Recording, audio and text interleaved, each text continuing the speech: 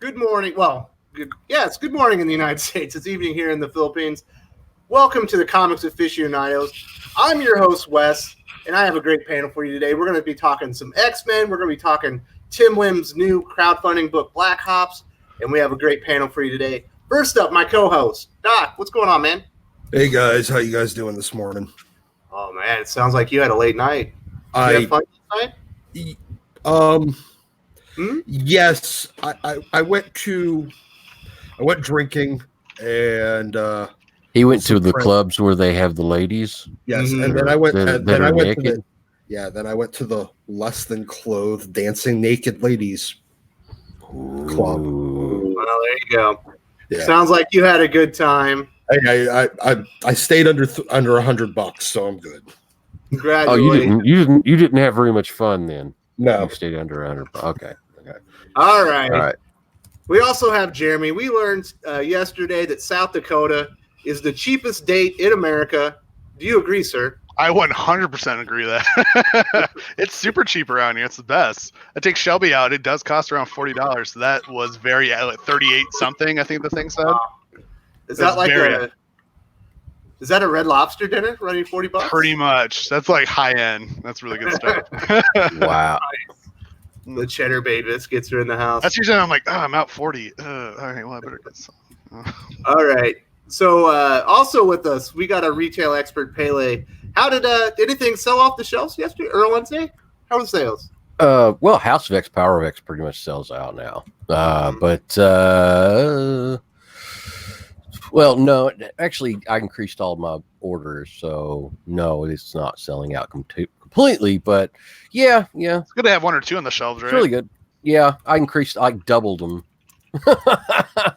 after one tube debacle, I was like, oh my god, no, get in the system, double. But yeah, it was pretty tight. It was very, very impressive. So nice. But nothing sold out. Marvel 1000 probably still like 10 issues of it, and I only ordered like 25. So did you get all the covers or just get some? Oh god, no. How many covers were there? Like 30 of them? How many this time? There's like 30 of them. I had one guy that wanted to get like two. No, I had one guy that wanted to get like 4 or 5 of them, and a few guys wanted like 2. And I'd get the all red one just because I like his weird art, but that's about it. Or you could take that $40 or $50 and go buy a back issue of Uncanny X-Men from the Silver Age. You could. You really could. Yeah. Mm-hmm. So did you actually read Marvel Comics 1000? Is it good? Oh, it's so god awful bad. I mean, it really, really is. I assume it was just like a celebration, just like no real stories this time about what happened throughout the years. Yeah, there's nothing of any consequence. There's nothing of any real quality. It's just hodgepodge of just dreck, just shoved together to kind of follow a theme of, yeah, we're Marvel and we're amazing. We're marvelous. Ooh. Mm-hmm. And yeah, and it's... I saw one just page of shit. Doctor Strange art that looked cool. Yeah. That was about it. But I don't know. Seems like it's a bust, but we're not really here to talk about Marvel Comics 1000. We might make fun of it a little bit later. But we got Timothy Lim in the house, the writer-artist behind Black Hops, Trump Space Force, My Hero Macadamia. You're the artist on Soul Finder. Man, you got a lot of projects going on. Welcome to this stream, Tim. I'm glad to be back. This is wonderful. Good morning to everyone here in the land of the free and the home of the brave. Yes, it's Good morning. Purple Mountains. Morning. I don't know about the I don't know about the free and the brave kind of thing. Yeah, it's been pretty crappy lately, but yeah. Hey, don't be a nice intention. It's nice intentions though. As long as I can still carry my 357 around, we're all right. There you go. Well, yeah, I think you're still good to do that. You're not in New York yet, are you? Oh God, no! I'm not moving. No, they'll have to drag me kicking and screaming out of the mountains of Tennessee. By God! Just be glad you don't live in Europe where that one lady stabbed that kid. Mm-hmm. Oh wow, yeah, It's true. I saw that. Rough. Stabbed him in the face. That's rough. Should be a parental requirement to just not even conceal, just have a carry, just the old fucking fudging iron on your side. Already. Hey, whoa. Everybody gets one. So we've got some great people in the chats already. Gateway into Comics, Chase, he's a great guy. If you aren't subbed to his channel, make sure you do that. Comic Quirk's also a great YouTuber. We got Real Comic Stacks, buddy of the channel, good friend, and we got Romir. Can't say his last name, but he's one of our Pinoy supporters. We also have Timothy Lim of you're from Filipino descent, correct, sir? Yeah, I'm a quarter by birth on my mother's side. Yeah, see, it's like quarterback. It's like quarterback Jared that Crowder has on the show. Yeah, yes. That's awesome. We've got quarter Pinoy Tim in the house. All right. And we got a motley crew in the chats today. Before we get into the Jonathan Hickman X-Men stuff that everyone's talking about, Tim, do you want to just do a little sell job for your Black Ops book, and then we'll cover it again before you head out? Because I know you can't last at 3 hours. Yeah, sure. So Black Ops 2 Hair Trigger, we actually just truncated to be Black Ops Hair Trigger. It's funding right now on Indiegogo. It's the sequel to last year's Black Ops, but it's also what we consider a soft reboot, which means that if you haven't read the first volume, don't worry. We catch you up to speed pretty quickly. And because it doesn't really directly tie into the first book, it's a good jumping on point for new readers. So just to kind of give a brief overview, Black Ops is just a story of a superpowered rabbit and otter. And they work for the United States government. They're trained animals. And they basically are trained to take out high-profile targets like terrorists and shady leaders around the world, things like that. And so they're on a special ops mission this time around to prevent an attack on American soil. So it's a lot of fun. There's 2 artists on it, myself and Matt Weldon. So it's basically like the first time that the Black Ops and the Punchline team have worked together, which is cool because Bill Williams, who's the writer, he's also the letterer. And so it's going to be a lot of fun. Mark Pellegrini is writing it. So you actually get basically you get double your bang for your buck because you have basically 2 artists working on it. You have a fantastic letterer. Obviously, you have Mark Pellegrini. And for 64 pages, actually, our stretch goal is 68. But still, at 64 pages, that's a pretty good deal. So just get on that if you can. Luckily, the campaign just started. We're in our 8th day, and we still have 30 days left. Awesome, right. Man. If people can't wait for their Black Ops Hair Trigger, these two issues, Black Ops 2, are available now from Antarctic Press, and they were excellent. And I'm a huge fan and can't wait for this book to come out. So Tim, sorry. So Tim, I know last time you were in for the 1K subscriber special, and you said you kind of bowed out a bit on American comics, but I saw you in some of my comments for my Jonathan Hickman X-Men reviews, and it sounds like maybe you've dipped your toe into the X-Men right now. Yeah, so it's very hard for me to get floppies because I'm committed to doing the trades. But I was listening to you and Perch talk about House of X, Powers of X, and what really can sell me on anything is just give me a premise in one line. Just tell me what it is that you're trying to sell.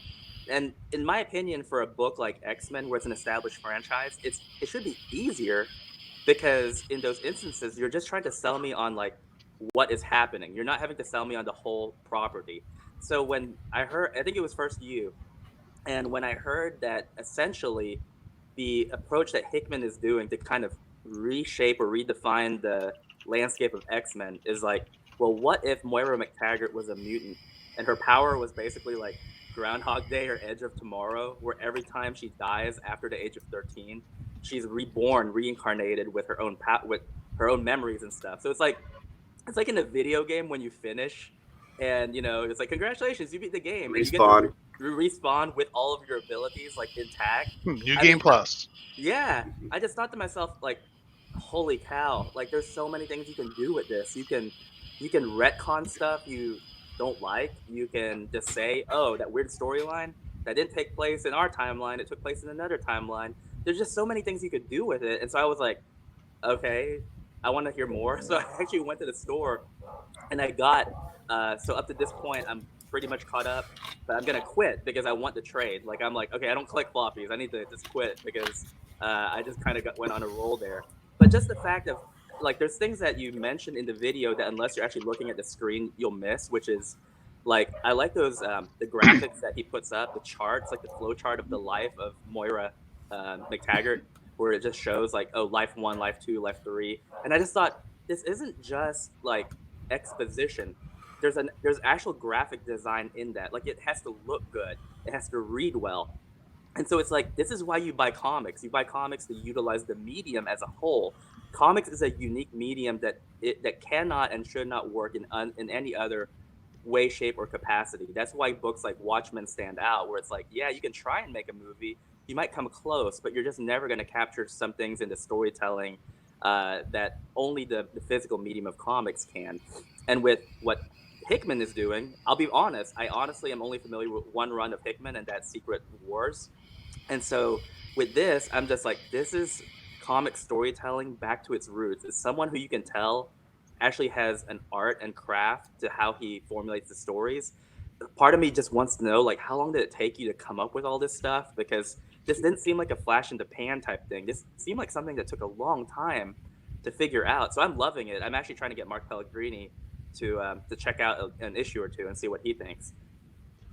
So I know you've written your own comic series before, and do a lot of art.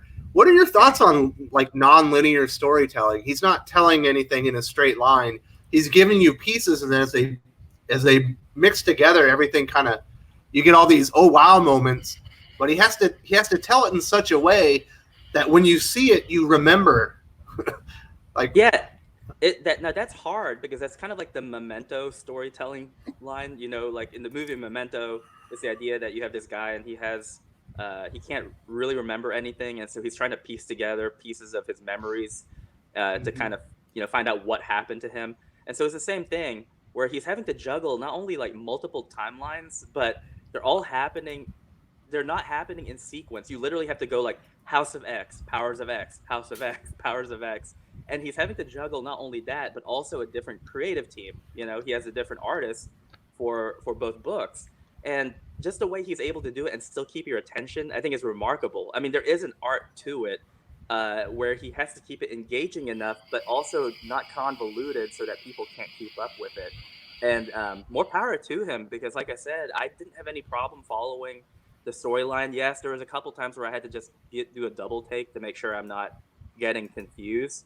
But for the most part, he's a good storyteller. He's able to kind of be like, meanwhile, and then reach over here, tell this little piece, and then jump just at the right moment to another story and pick up where it left off. So just the fact that, here we are, I think we're on issue 3 for both? Mm-hmm. Halfway point. Yeah. 6 of the 12. Here we are, and he's done fine. I mean, I haven't had any trouble keeping up with it. Mm-hmm. Yeah, it's really great. And for you, I believe the fully collected edition comes out in November, so you're not actually going to have to wait that long.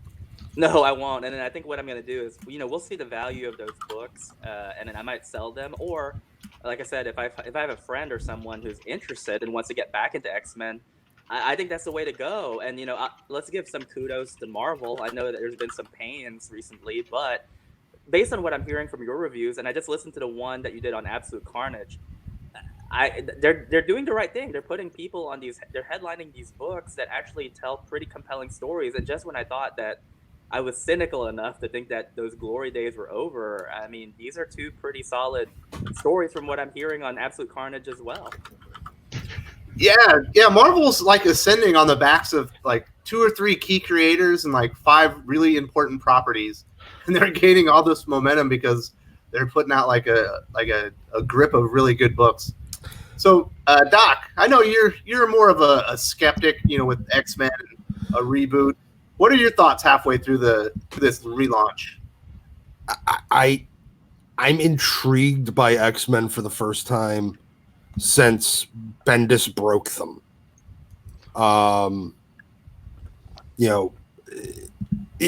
Initially it seemed like there was a lot of just rehashing of the bad ideas of the last decade in X-Men, but put it into a different order. But he's actually doing something interesting with it. I still have a lot of questions. I still have a lot of doubts. I still guarantee that is not really Professor X. I'm pretty sure it's not. We'll talk about that here in a bit. Yeah. But no, it's really interesting, and I am very, very intrigued for the first time in a long time. And I like it. Now maybe at the end I hate where it goes, but I'm interested and I'm invested in this story. Now, whether he can keep me invested for future stories, I don't know. We'll see. But for this story, yeah, I'm in. It's good. And go ahead. I was gonna say there's something that you just mentioned that so now we can add you to the mix too, because I know that listening to previous streams, you were the one who was very skeptical on all this, and I was with you. I was like, yeah, Doc, like you tell him, because I'm done with this also. But what really intrigued me about what Perch was saying and what Wes was saying was that they said it feels that for the first time, whether you like the story or not, it feels like the stakes are high and that they matter. Now, in comics, the rule of comics is that nothing is permanent. Someone dies and it's like, yeah, they're dead, but they'll come back at some point. Well, in X-Men, I remember and I think that the term that Wes used was important. He said the stakes feel high. The stakes feel high because if you think about it, like back in the day with X-Men, I remember like during the Fatal Attraction storyline when Wolverine got his adamantium pulled out, everyone was like, dude, no, holy cow, like, oh my gosh, Wolverine got his adamantium pulled out, dude. And the reason that was like such a big deal was it stayed pulled out for a long time. Like it was like many years until he got that put back in. And so it's this idea that storyline mattered. You can point to it as a milestone like I'm doing right now, where it's like, hey, do you remember when he had his adamantium pulled out? And people are like, yeah, holy cow, like what a great storyline. And so yes, it's kind of like, pro wrestling. That someone who turns heel one day, it's not going to be permanent. There's a likelihood they're going to turn the other day. But it's the idea that can you have the reader suspend disbelief for long enough to actually have the feeling that this is something important that's going on right now? And that I think is the crucial thing, is that we're feeling that again, which I haven't felt in a long time, especially on like a superhero comic book.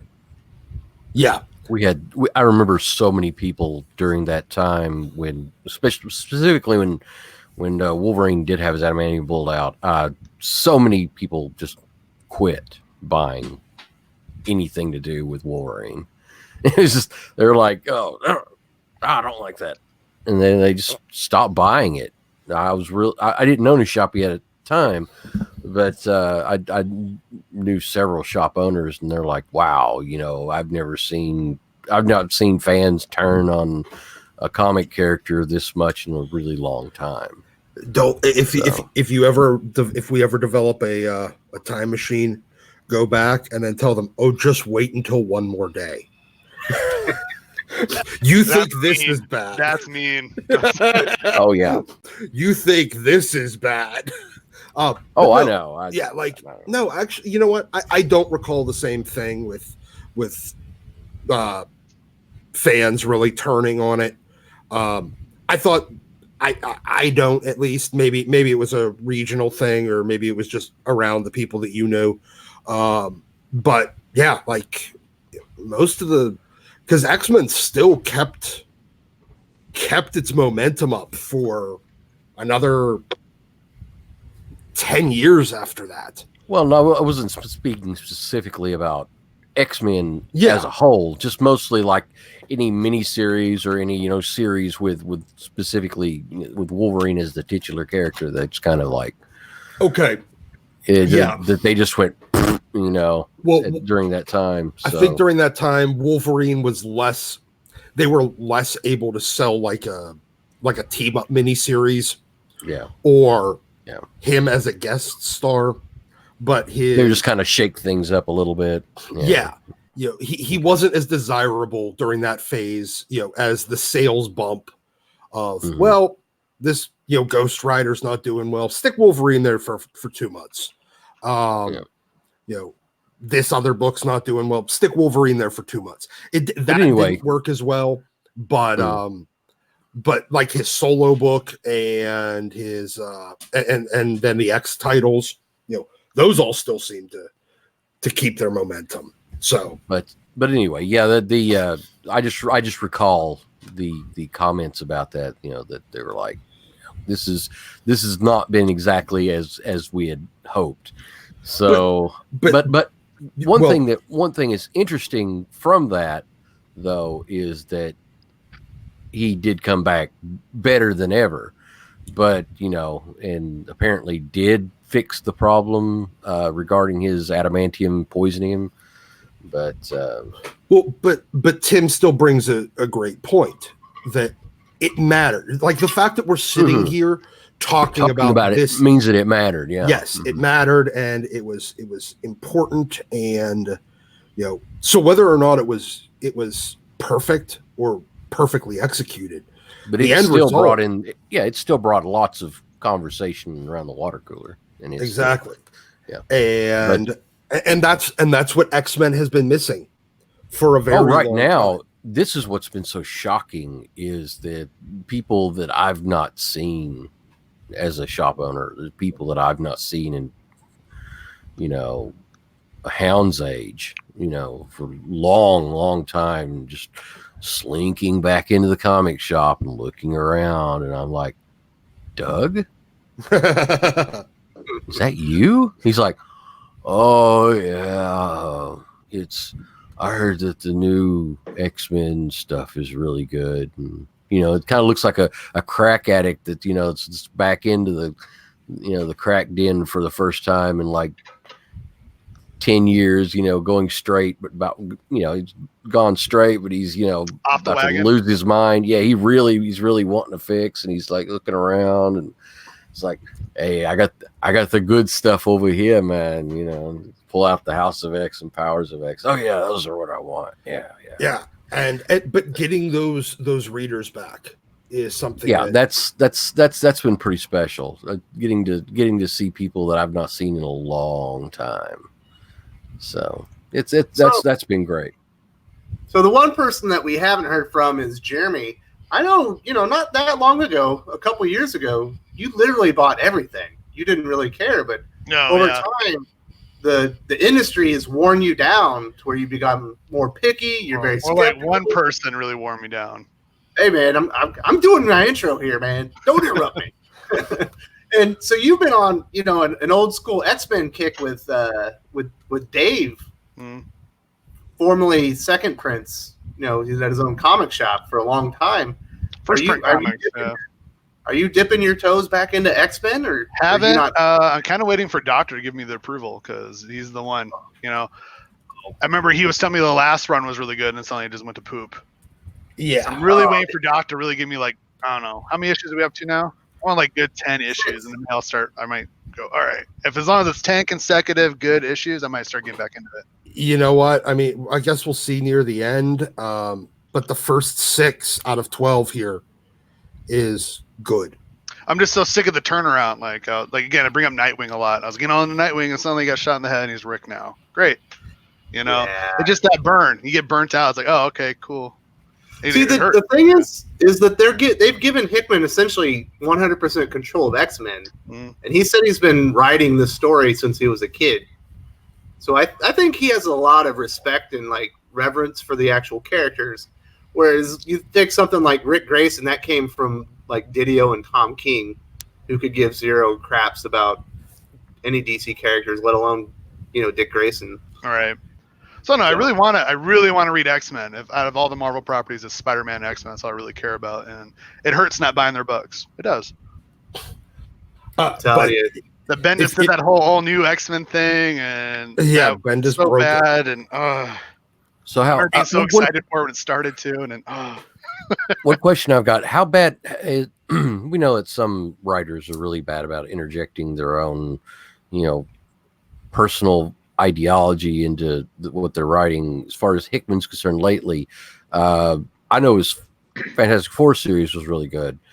So I was just curious, anything lately that you've seen that could cause that type of heel turn to use. Not really. I read his reference. East to West, and there's some stuff in there, but it's nothing like you would get anywhere else. Like it's even more subtle than the stuff from Immortal Hulk that I didn't mind. Like it's like the 3 times that Al Ewing kind of decided he had to lay something on the readers.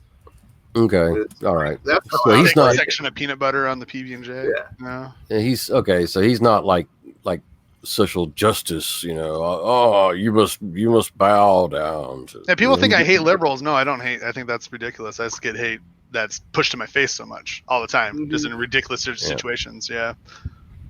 You brought up that Immortal Hulk. What was that one time where you just started bringing up trans rights out of nowhere? Yeah, that was the last one. Yeah, that was a little weird, right? It's just like, why would you even bring that up? Like, of course, or the little little African American girl, or she's not little compared to him. She's little. They're in hell, and he's a monster in hell, and she's telling him about her problems. I'm like, okay, you can't be serious. Checked his green privilege, and I believe the first issue they did a big thing about guns, how guns were evil. But okay, cool. I can put up with that stuff if the book's great. Yeah, but I can't put up with that stuff if your book isn't great. So, like, what was that? Raven had her own little mini there. That was so bad. I stopped reading it like halfway through. I was like, this isn't going anywhere. So, Doc, you haven't seen anything like that, have you? No, not so far. In fact, actually, if anything, he's kind of made fun of that stuff. Has he? A little, little bits, like little tiny digs. He pretty much called he called the post AVX era, quote, the lost decade. Yeah. I caught that. Yeah, like he added. Now, it wasn't intended to be a commentary on that, but it wasn't like he didn't directly call it that. But the way he was putting caption boxes with the different eras and then that caption was the AVX and kind of beyond. It's implied to be because that was like the most recent because it had like the Phoenix 5. And his caption box there was the lost decade. And I'm like, oh, God, dude, burn. Like, Bendis has to be feeling that over at DC right now. I'm sure he's feeling that all the way to the bank. All the money. Yeah.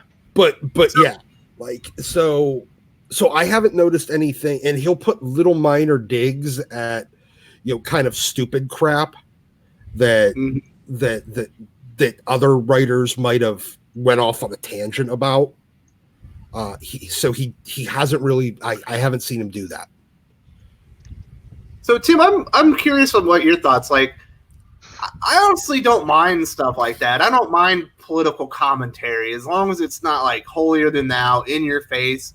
Like, say what you want to say, but just entertain me. And if you want to sprinkle a little bit of flavor on stuff like that, I don't think it's that bad. What do you think about that?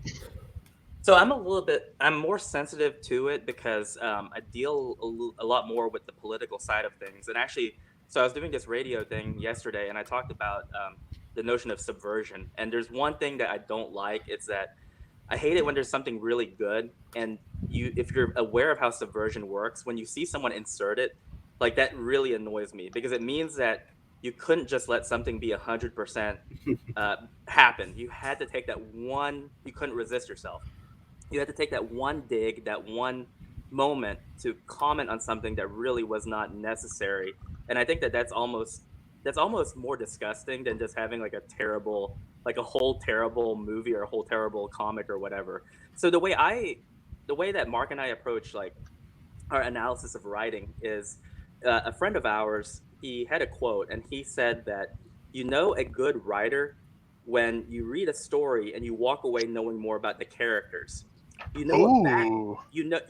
bad writer when you walk away from the story knowing more about the writer.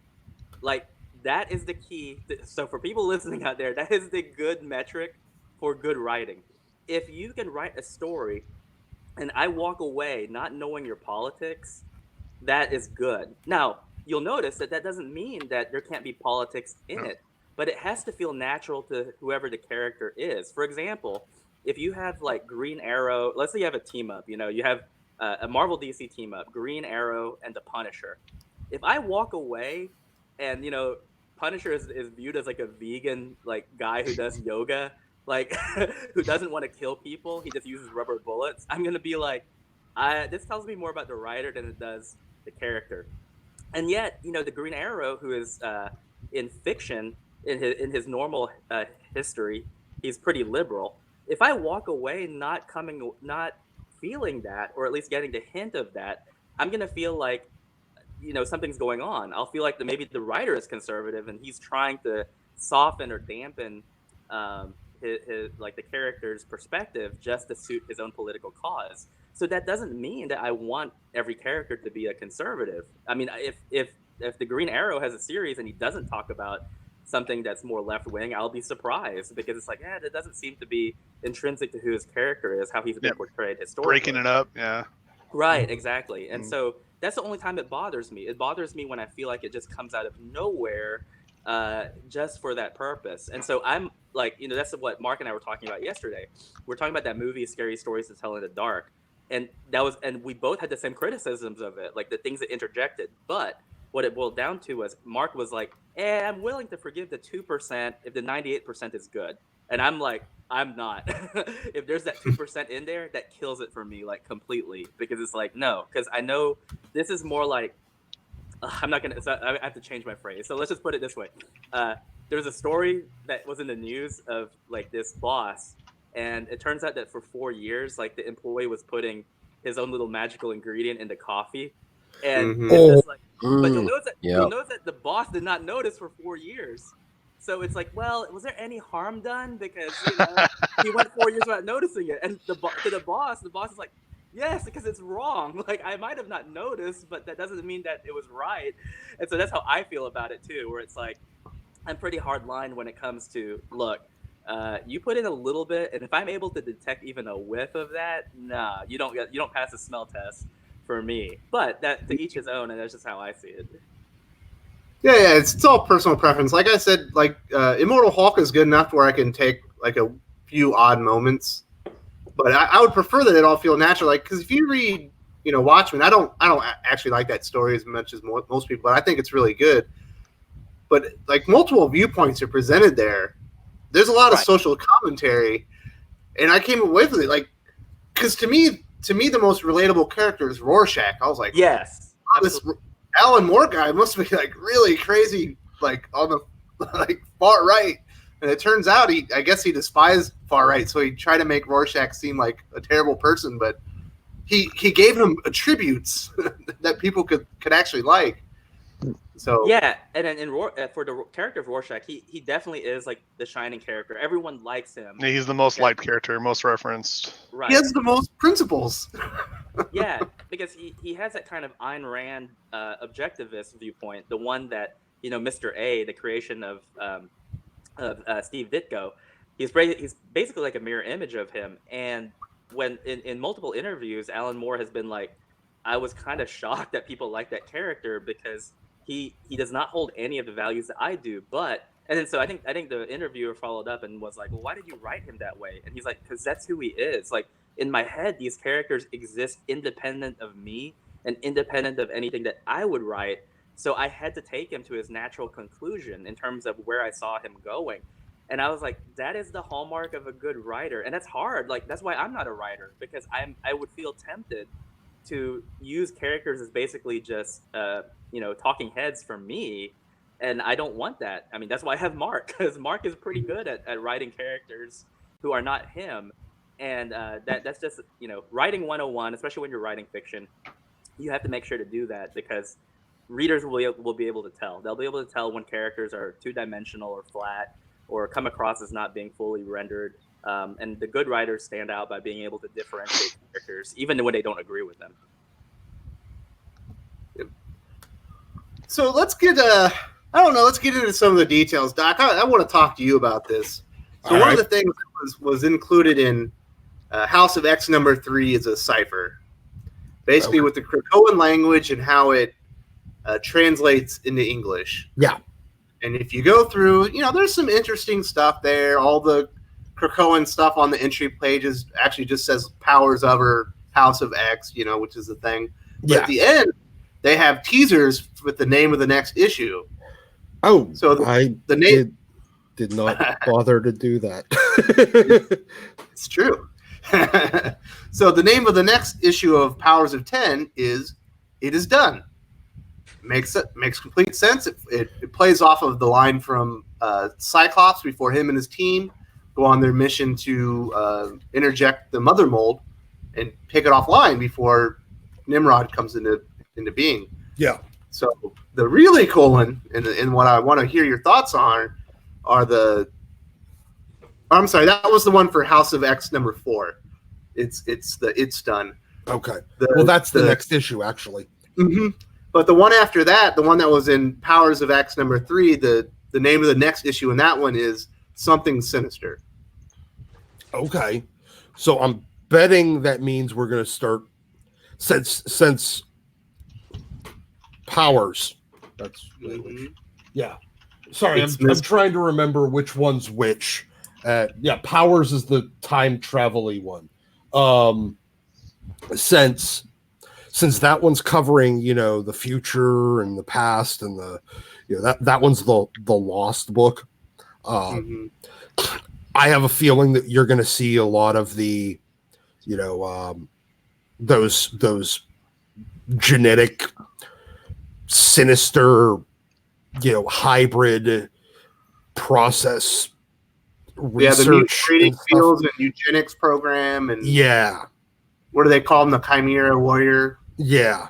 And I think you're going to see a lot of the origin of that and what the logic behind it was. And yeah. In the text that you can read with all the stuff that people complain about a little bit, it said, I believe in Powers of X number 1, that it was eventually revealed that Mr. Sinister was behind everything, but they didn't know that who he was. He was disguised. Do you think that we're going to see a reveal of what Mr. Sinister's what he was posed as, who he replaced? I'm curious. Yeah, I'm really curious. Wait, what the hell is the dog? Hold on. You know what? I'll be back. The dog's losing its damn.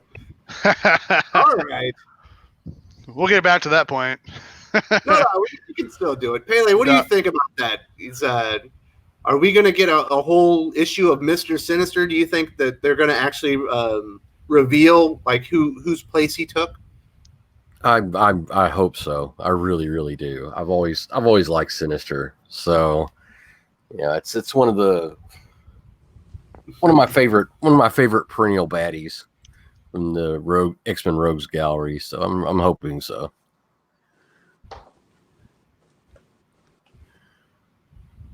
Uh-oh. Are we having audio troubles with everybody? Is it just me? I can hear everybody. I can hear. All right. Can you hear me? I can't hear Doc, Sorry. though. Doc, say something. Now, Doc just stepped out because he's taking care of his dog. But I love Sinister. So yeah, hoping that we get to see a lot of him, a lot more. So I have a question. Okay. Because it seems like, especially Wes, it seems like you've actually dissected this very, very thoroughly. So, and this might be actually crucial to how Hickman is going to shape the X-Men in the future and how he's retconning some things in the past. But every time Moira McTaggart dies, is she respawning to the original point of her birth, or is she actually in a divergent timeline? Like, is it a timeline very similar, almost 100% to where she was at the time of where she's born, or is it actually just the same timeline being reset every time she goes back? Okay, so that's explained in House of X number 2, I believe. Mm-hmm. She gets reborn, and if she lives her life the exact same way and doesn't make any new choices, because she already knows exactly how her life is going to go, who she's going to marry, her children, nothing will change. Right. But she takes divergent paths, and it creates 10 new timelines that are all different, the butterfly effect, depending on what new decisions she makes. Now, I think that my understanding is that those timelines continue on because, and I'll tell you why, because at the end of her 9th life, we know that she receives the information on the creation of Nimrod. So her and Apocalypse's plan is complete. Wolverine kills her, and she gets respawned to her 10th lifetime. Now, if that ended, the X2 timeline wouldn't exist because we see what's the Silobeck, something like that. That black brain mutant that that's captured by Nimrod and Omega Sentinel, and they place her in that vat to take all of the data out of her. Right. We see her; she's still in that vat 1,000 years from then. So that has to be the X9 or the 9th timeline. So it continues on after Moira dies. Yeah, At least, that's really interesting because I was like I was seeing it one of two ways. Like, so basically what she's undergoing right now is like it's like the Edge of Tomorrow, where it's like no, she's basically responding to the original point, but her just by her being there and changing even the slightest thing in that timeline makes it a different timeline. I think that's the best way of looking at it, because I think in my head I was overcomplicating things because I just thought, oh, she's being reincarnated in a different timeline, just one that happens to almost mirror exactly the one that she came from, and one that she could alter. But it wouldn't matter because either way, just the fact of her being there and doing something even slightly different would already alter and diverge the timeline as it is.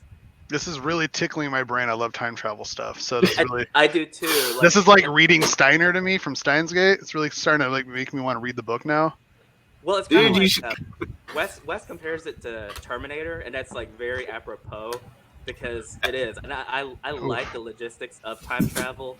I could talk about it all day. Yeah, it really tickles my brain. Yeah, it's awesome. Same. Ooh, we are going to the comic shop later, me and Shelby, so that's really gonna be hard not to buy them now. well, I hate it this might dream. be hard to find them to be honest, but it has the Terminator 2.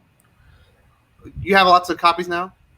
No, let's say 1 and 2 are hard to find right now. Yeah, I'm hearing lots of people saying I can't find these books. I'm so out. Yeah, I've already had a few people bring theirs back in to sell, and I did people only wait like a few weeks. That's so weird when people do that because they're like you already seeing on eBay. You're like, oh, this is already going for $15, $20. I need that $30 turnaround. Let's do it. Yeah, so they bring it back in, and I pay them for it. I stick it up on the wall. They don't last there either. There's second prints of all of them too. So you know me, I don't care. I just want a floppy. That's what I care. Yeah. you can probably find it in second print. I'll be okay with that. Because my local shop has been getting in all the second prints and selling out of those. Reprint of that one Detective Comics that's like all in newsprint. I was blown away by that. Like number 243 or something like that.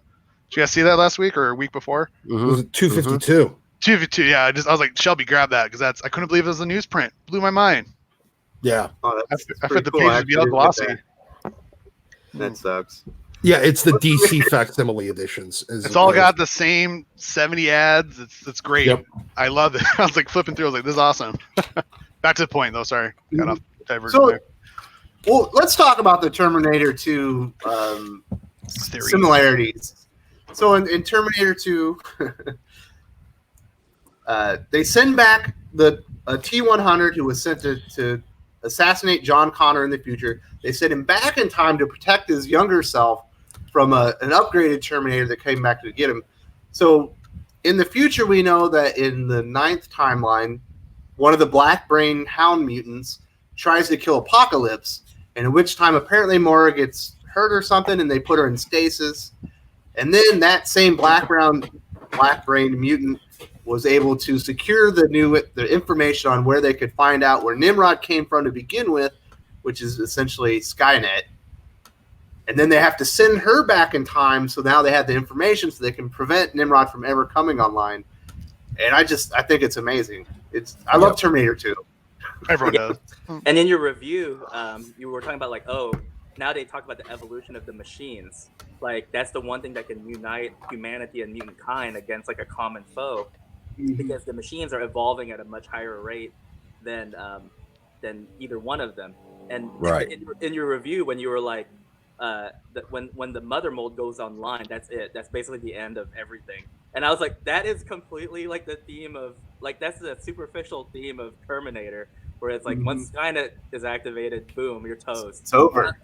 I know, and I was like, this is so great. Like, holy cow, I've never enjoyed like listening to like a comic book review in such a long time.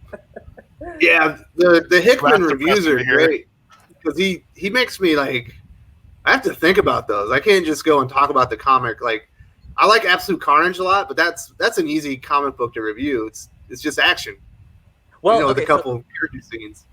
So the thing that, and I'm pretty sure that he's going to juggle this good, but what's difficult about the time travel thing is that anytime you alter something, you automatically will splinter the timeline. I mean, it doesn't even matter how minute that change is. Just the fact that you've done one thing differently means that it's different. So that means that these people, like, if you're going to go back in time to prevent something, you're actually having to jump into basically you're either jumping back into your own timeline or you're jumping into the divergent one.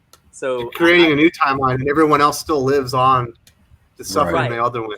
Not unless it's like a paradox where, so basically, like, if you look at all the Terminator movies, they juggle multiple aspects of time travel. Terminator 1, that's why most people will only consider Terminator 1 and 2 canon, because there's nothing different that changes in that timeline. Everything is a paradox. Like, for example, Kyle Reese has to go back in time to father John Connor, so it's like a cyclical thing. And in Terminator 2, that doesn't really diverge. They have to prevent Judgment Day from happening on the date that they say it would, August 1996. And even the argument could be made that, like, for example, in the Terminator 2 spin-off books, they were actually saying that when Arnold loses his arm in that factory, that people forget that you can use that arm to basically use the chip in it to recreate Skynet. So it's like, no, everything, they can't prevent Judgment Day. Everything is going to happen as it should because of this kind of cyclical nature. But from Terminator 3 onwards, they basically pervert that notion by being like, oh, no, you can, like, you know, things are a little bit different, but, you know, they can still happen. And it's like, well, you can't have it both ways. Like, when you're dealing with time travel, you have to kind of stick with one formula, or you stick with this idea that at some point things can split off. So this is all, like, really interesting. I honestly don't know where he's going to take any of this. Yeah, it's crazy because the level of reveals that have already happened in the book halfway through it, I knew that the X2 and X3 timelines were actually before X1, X0, and X1. Like, I'd already figured that out, and I was like, oh, they're going to reveal that the second to last issue, and it's going to blow everyone's mind. They did it in the fifth one. I was like, what? I was like, what else does he have planned if that's not the big finale, right? Yeah. So, and now apparently, you know, Sinister is going to be revealed, you know, not the next issue, but the one after that. Like, it feels like he's got to have like 2 or 3 more huge reveals coming. And I love it. I have no idea what he's going to do. I just want to see it. Yeah. I want to hear y'all's predictions, though.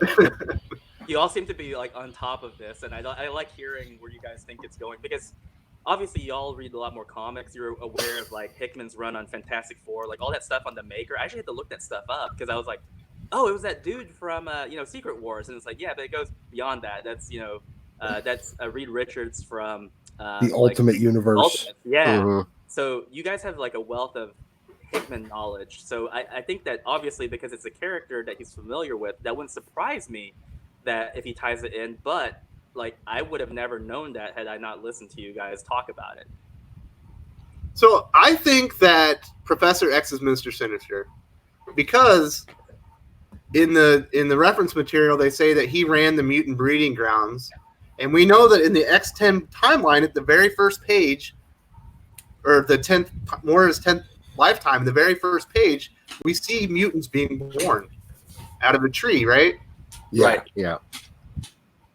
So that's why I believe that Professor X is not Professor X. I believe it's Mr. Sinister. So what do you think about that, Doc? That's so I'm sorry. crazy. I mean, so you're kind of blowing my mind. So in other words, it's like it's almost like a misdirection or a red herring. Everyone thinks it's Maker just because he looks like him, and that he's using a lot of text effects that he used, but in reality, it's Sinister. Like, that's crazy. Like, it never occurred to me. I love that prediction, to be honest, because Sinister already has low-level telepathy, so that would explain why he needs to wear why he needs to wear the portable Cerebro all the time. And he's got some degree of shape-shifting ability, not like a lot, but he's able to change his general form. He can make himself slightly bigger or less big, and he can probably change his skin tone from being chalk white to kind of general So white he has guy. the power to work out and eat and get a tan. Is that what's Yes. going on? Okay. Yes. So yeah, it would work perfectly. It would explain why that's really not Xavier. Because then the question is, what happened to Xavier? Yeah, exactly. Exactly. Yeah. Well, that's the big question. Yeah.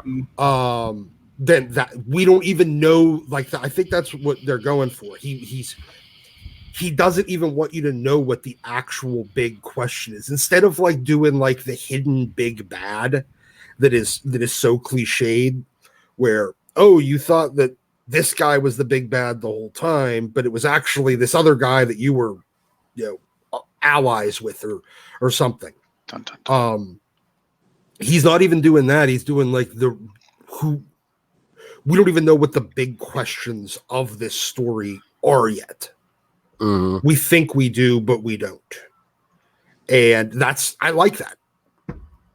I really like that. Oh, that's theory. actually kind of exciting. You're making me want to buy an X-Men book in years. You have to, dude. You just have to buy this. Dude, bite the bullet. Start reading it. I mean, even if you only read these 12, because I'm still not entirely sold on what is coming next.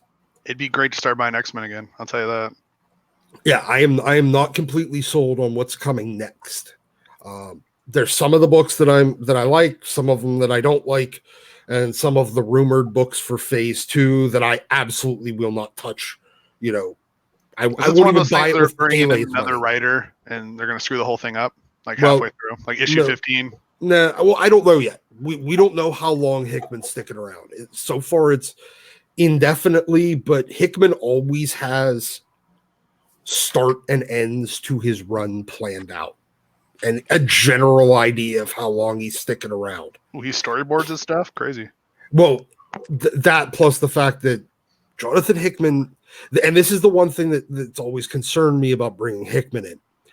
He has a tendency of whatever he works on gets really cool, really big, really interesting, and then he literally kills it. He did it with Fantastic Four. Yep. He literally ended the Fantastic Four. He did it with the Marvel Universe in Avengers, New Avengers, leading to Secret Wars. He does literally ended the universe. Yeah, he does cool stuff, but he doesn't know how to play with other people's toys correctly. Yeah, he doesn't know how to leave those toys intact when he's done. Yeah, he takes them all apart and hands the pieces back to you and says, It that broke. was fun. Yeah. So, yeah. He broke one of the rules that was the comic creator that established that you do anything you want just as long as you basically keep the characters intact for the next writer. And Hickman has a really bad habit of just leaving everything in pieces for somebody else to mop up after. Yeah. And but that the whole hatching of mutants thing, that would make sense if it's Sinister, especially if it's the because every time I think about the Sinister thing, it reminds me of, and his breeding programs, it reminds me of how much this is like almost directly stolen from Age of Apocalypse and his breeding pits and like the slave pits that he had. It's essentially the same thing, except cleaner and not quite as violent. less Nazi concentration camp, more laboratory. Yeah. So, Doc, I want your opinion on this. This is full spoilers. So, At the very end of House of X #3, we see that they're on the mother mold. They're about to board the ship, and the dude blows himself up, and we see the X-Men ship blown up. Correct? Yeah. And on board there is we've got Scott, we got Jean Grey, Nightcrawler, Wolverine. Monet, Archangel. So in the opening scene of the whole story is Professor X with a pod of a couple of mutants, and we recognize two of them, correct? Scott and Jean Grey. Did we?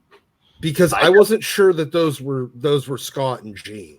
It has to be Scott because he had like red things coming out of his eyes. That's the way I took it. Okay. I didn't take it that way, but you may be correct. So I thought it was just generic mutants. No, I think it's specifically them, and I think they're being reborn because they actually died on the mother mold. I don't think they're successful.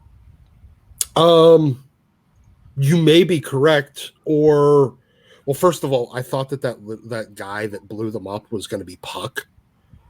I literally thought it was Puck from Alpha Flight because he looked like him and he was wearing like the Canadian flag on his. So I thought he was, I thought it was Puck. And I'm like, why is Puck blowing them up? And it was the director's husband, I guess. Yeah, I guess. But you know what? I think that you're going to find out that Nightcrawler teleported them off in time. Okay. So you don't like my idea that he's going to do a huge subversive effort and they actually died? They had to be regrown in the pod pits by Professor X? Well, see, I don't think they're that far ahead in their, because I think that the pod place is going to be, it's like not quite X2, but it's down the line further. Or they could not be able. They might not be able to come back. They're successful, and then he has to regrow them anyway, right? Yeah, I mean, hell, maybe they don't regrow them until 20 years later, and that's actually set 20 years later or something, and we find out that they've been dead. I am honestly, this is the interesting thing about this Hickman run. I have no idea where it's going, and I'm usually really good at predicting exactly where every storyline is going at this point because I've read everything. Yeah, that opening scene has to be important. Yeah, well, it has to be. You don't just have generic opening scene. I mean, well, you can, but it doesn't make it good. Your opening scene has to, oftentimes, especially with a guy like Hickman. Hickman's the kind of guy that would make a really, really good Hollywood writer or director because he understands the idea that your opening scene and your closing scene should probably connect in some way.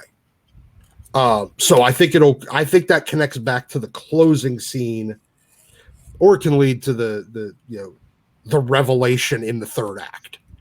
But I got no idea where the hell he's going at this point. I really don't. All right, so Skip has a pretty good theory, and I agree with this one too. He says the opening scene takes place inside the Krakoan tumor, that weird seed that Krakoa can't detect. That's his prediction. Okay. So that could be Mr. Sinister in the form of Charles is actually growing extra sets of mutants outside of Krakoa's ability to detect it. So that's actually a pretty good theory as well. I don't know, man. It's just really good. It really is. So do you think that they're going to destroy the mother mold, or are they going to have to rethink their strategy? I still don't understand why Magneto doesn't just push it into the sun and say screw it about because they're talking about all the innocent people. There's no innocent people on there. They're all trying to slaughter mutants. This isn't like the engineers and like the construction crews on the Death Star that you're worried about. Oh yeah, I love that part when Wolverine's like, innocent people don't destroy or build machines to destroy entire species. Yeah, there's no one innocent here. Yeah, there's nobody innocent there. So just have Magneto shove it into the sun. Yep. Or Jean use her telekinesis to shove it into the sun. I mean, I know that that's what they're doing. Somebody to turn it. Yeah. Well, I mean, I know that's actually what they're going to do. I guess there's some sort of electromagnetic collar thing that's keeping it from falling in, and thrusters and whatever to keep it from falling in. And then, but if it ever goes weird, they release the collar and it'll just fall into the sun. Okay, cool. There's another cool part where they're talking about it, and the Omega Sentinels basically like, why can't we just bring this online now? And they're like, well, because the mother mold hasn't adapted enough. If we actually turn her on now, she'd be insane. Yeah. So what if the X-Men almost are about to sabotage it, and they're like, screw it, pop the collars, we're turning it online, we have an insane mother mold that no one could control. Yeah. Well, I think though that if they pop the collars, that means it falls into the sun. No, I thought the collars are what's holding it from. They're about to pop the collars, so they end up turning on the mother mold beforehand. So yeah. You know what I'm saying? Yeah, I get you now. Not ready for deployment yet because she's not adapted enough yet, and she's going to be insane. I mean, specifically, she's the director said that, correct? Yeah, that's what he said. He said that if they don't need a psychopathic AI. Mm-hmm. Yeah, it's not ready for deployment, so it needs more time to develop before it's. Before it's brought online. Yeah, because I mean it's an AI. It needs to learn. It needs to. It would be like essentially the equivalent of everybody's met that one guy that's like 38 and still has the emotional maturity of a 6-year-old and the worldview of a 14-year-old, and you sit there like, how do you function? Mm-hmm. And the physical power of Arnold Schwarzenegger, so you can't say nothing to him. Yes, exactly. So everybody's met that guy, and most of us just kind of like steer clear of him because we know, that guy's just he's not right. Yeah. And everybody's got that, and a lot of girls have dated that guy at one point. So they're trying to not have that guy, that brain or that personality building a bunch of sentient robots that will be themselves crazy. Yes, exactly. Because crazy begets crazy. Mm-hmm. Yeah, it's really exciting. I can't believe you're not on board on this one yet, Jeremy. You really missed out. I feel like I need to get back into it. I'm telling Shelby right now on Twitter, like, yeah, maybe we need to go to the store and get these books. Seriously, dude, do it. Time travel does tickle my brain. This is giving me really big Steins Gate feels, and I love that show. So I think I'm going to buy it. I think I'm going to do it. Just jump in. Good. It's pretty. Hate this stream. You guys need to spend money. You won't regret it. If you don't like it, I don't know. I'll make you a promise. If you don't like it, I'll send you a gift. Okay. I think I'm gonna like it. Hey. No, you just not like it and get the gift. I didn't like this. Yeah. That's what I was. What is Jeremy into these days? Jeremy's mostly into manga and old comics, right? Oh, big time. A lot of the DC. I'm still reading a lot of the DC stuff. I'm getting really back into the detective because that's really good Batman stuff going on there. So really missing that. Jeremy discovered girls when Shelby moved in. She just I think it's I discovered a girl. So yeah. Say hi. She's right there. Hi. She said hi. Hello. That was just my hand. Just put a wig on it. So Pele, you said the orders are going up. I mean, I'm assuming that the poll numbers are going up. Are people like I said last time? Are they just opening the comic book and starting to talk to you about it now? Like, can they handle themselves? Oh, it's not that bad, but it's still I'm getting it's reaching the point now to where people people specifically, that's why they're back in. So, they ducked out of comics and they're coming back. The where I had ordered like 100 copies of House of X #1, for example, I wish I had ordered 250.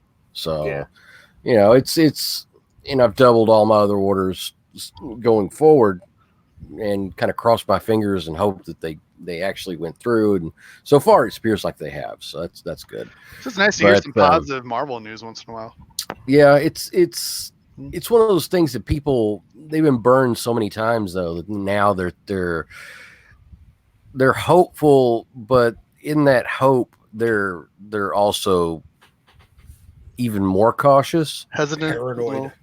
Yeah, there's a sort of there's a sort of paranoia there that the people are like, when's the other shoe going to drop? When this can't go on forever.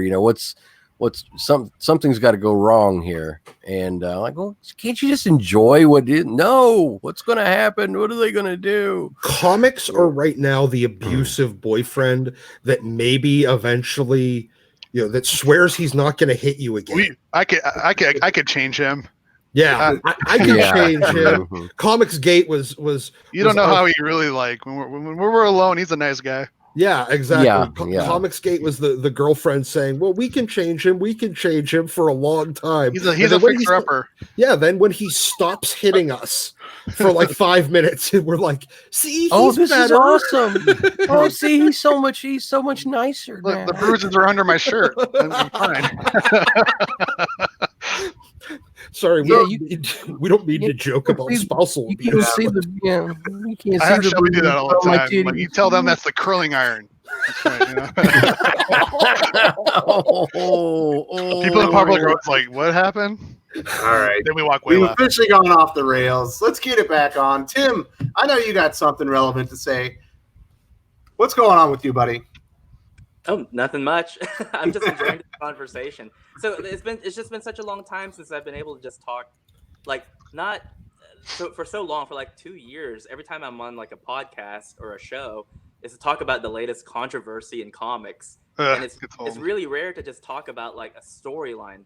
I was sitting back and being like, this feels really weird. Like, it's kind of like I haven't had a talk like this since the 90s. So I'm not saying that the 90s we freak people out. Yeah. We freak people out. They're like, you're actually talking about the comics. Well, yeah. Like, you aren't talking about like this SJW doing this over and this. No. Why everyone else? Other places talk about that. Everybody else, that's what they do. That's their thing. We want to talk when you're about on Twitter and everyone just quote tweets the same like thing over and over, the same take. It's like, oh, okay. Oh yeah. Okay. Yeah, and it's like everyone's kind of saying the same thing, and that's fine. I mean, I get it. There's cultural commentary that needs to be said, but like, I think the last time I actually talked positively about something I read was I actually followed Christopher Hastings' run on Gwenpool until the very end. Now, before people start hating on me, I'm not saying that it's at the same level as Hickman, but what I liked about that book was that of all the things that Marvel had put out, in terms of a character that actually had something pretty refreshing in terms of how comic storytelling is done, that comic did it very well. Especially, there was a seminal issue of Gwenpool where she's able to basically alter the panels on the page. So she actually does something that's beyond what Deadpool could do. And I just liked it because I just thought, again, I like it when a writer can demonstrate that they're able to utilize the medium of comics to its full potential. And it did it. But that was the last time I was able to actually talk about it because it's been so rare between here and there. Like Batman White Knight was really good.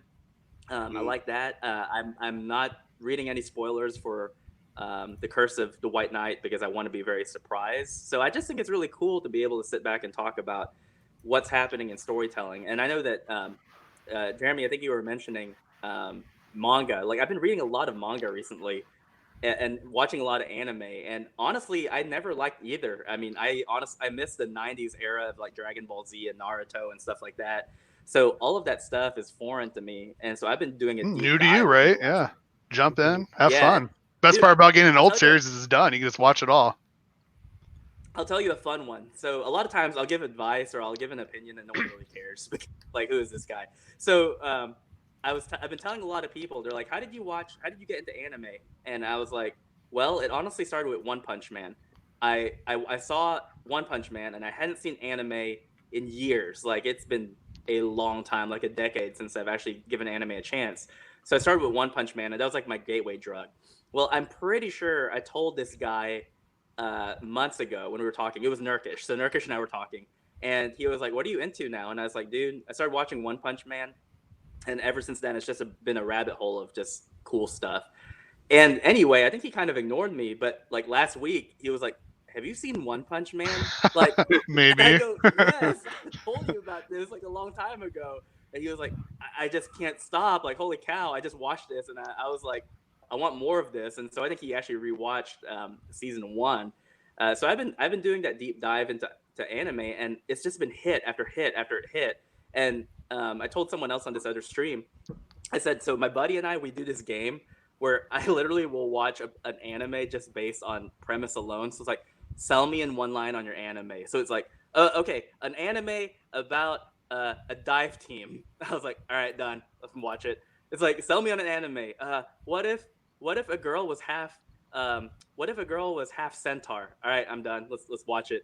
So basically, like, for the longest time, I had this roulette game going where I was like, I bet you that the anime with the weirdest premise is still gonna be better than a comic I've read. And it was true, like 10 out of 10.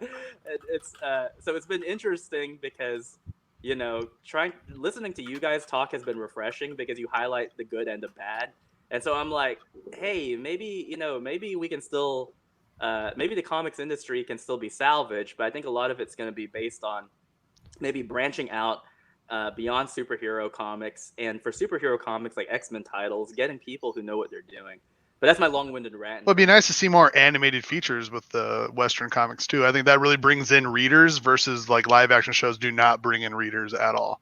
Mm-hmm. All right, I do have something to talk about that here in a second, but we have a super chat from Nolan Nerd who says, I haven't bought any X-Men books in 5 years. House of X, Powers of X is the first X-Men books I bought and can't do without it now. It's so good. And that's what she said. Who dat? I agree. Nola, we're like in the same boat here because it's been about 4 or 5 years for me too.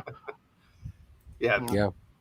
That's what I was talking about. Those people just kind of crawling back into the comic shop after all this time. You know, and you're like, that's what we need. Got to support your LCS. Come on, guys. God, it's been so long. You know, I mean, I appreciate all the people who have stuck it out, but you know, I'm definitely not going to throw stones at anyone that walked away because it just been so bad for so long. You know, I can't blame anybody for walking away from new comics. So to see them come back is very exciting. Well, and as a comic book retailer, I think you can appreciate this, but there's guys like me who we do wait for the trade. I do it because I need shelf space and I need to be very, very picky in terms of what I get.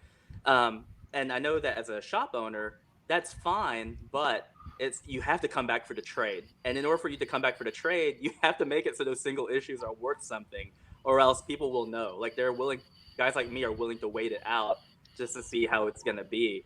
And so I just think it's great if you can. There's always that line: don't write for the trade, because that's not a very good way of actually doing your sequential books, because it's a monthly title, which means you have to think in terms of it being monthly. But it's imperative that you deliver, because if you don't deliver, then people are not going to buy the trade. So I just think it's really great. And I think it was Wes who told me that it was already up for pre-order, and I already pre-ordered House of X, Powers of X, because I was like, this is a title that I want to have. I don't know where it's going to go. As you guys were saying, Hickman can be kind of unpredictable on his landing, but this I think is going to be a really good work, and I don't think he's going to fudge up this landing per se. So I'm going to pick it up, just because. Well, ultimately, it has to evolve to a point to where with the X-Men, the adjectiveless, as Doc calls it, adjectiveless X-Men, when it launches shortly later this year, it's got to be at a point to where he can just go with it. Right. So, we do know that there's going to be some type of wrap up, but at the same time, it's going to be a proper introduction to present questions, to present opportunities, going forward for not just his series, but all the other series that are along with it. So, you know, there's right now what we're seeing is, even though we're really impressed with it, that's what gets me is this is the warm up. Right. Like, oh my God, you know what? This is like, oh yeah, by the way, watch this, you know, and it's like, yeah, that's really great and all, but just, you know, I'm looking forward to seeing how things are set up, you know, for those other series going forward that are not going to be limited to 6 issues. So before we move on, I want to say one thing. Skip and Tosh, he just headed out. He and I are working on some projects together, and you're probably going to hear about them in the next 2 days, and in the next few weeks. But you are going to see some new programming for Skip and Tosh and I, and perhaps maybe 1 or 2 people on here. But it's going to be really exciting, and we can't wait to get to that. Also, Sergeant Bats is here. He's a huge fan of Tim Lim. Tim Lim's a huge fan of Sergeant Bats, and he says he hasn't gone to the LCS in 4 weeks. We want to bring you back, Bats. We miss you, and we really like your YouTube channel. Tim, can you say anything to bring him back for us? Yeah, so I want to say this. I'm glad you're here, Sergeant Bats, because when you did that stream where you were like, I'm gonna take a break and leave for a while, there was a part of me that kind of just thought you were kidding. I don't know why. I think it's your sense of humor.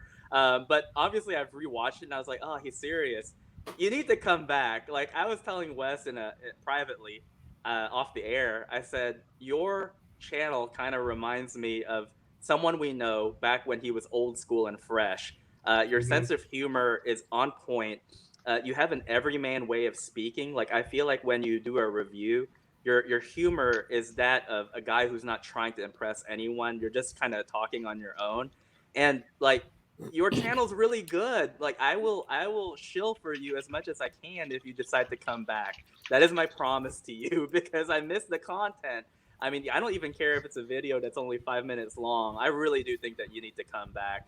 And like I said, whatever you're going through right now, Godspeed. I think that that's important. You have to take care of family and yourself first, but your content is very much needed. And I really miss seeing you like on these channels and on this stream, like on the weekends, because I just think that you're hysterical. So just from one person to another who actually enjoys your content, I think that I speak for everyone when I say that you need to come back. If nothing else, come back for the laughs, because it is pretty funny. Yeah. Yeah, we need more beans and cans, man. What's going on? Yeah, if nothing else, show up on these streams and let's just chat, because this is awesome. I love this. That legit made me laugh. I was listening to that when I worked too. Yeah, this is just guys talking, you know. Bats is the spiritual successor to an older YouTuber that started an entire movement. I loved his channel. It's the closest thing you could get to the very beginning of all this. So I miss it dearly. I loved all his videos. So hopefully he does come back. Hopefully Tim could work his magic and we get some more Bats videos, because they were hilarious. And I liked the vlog stuff that he was starting to do. Y'all saw that, right? Yeah. Well, Yes.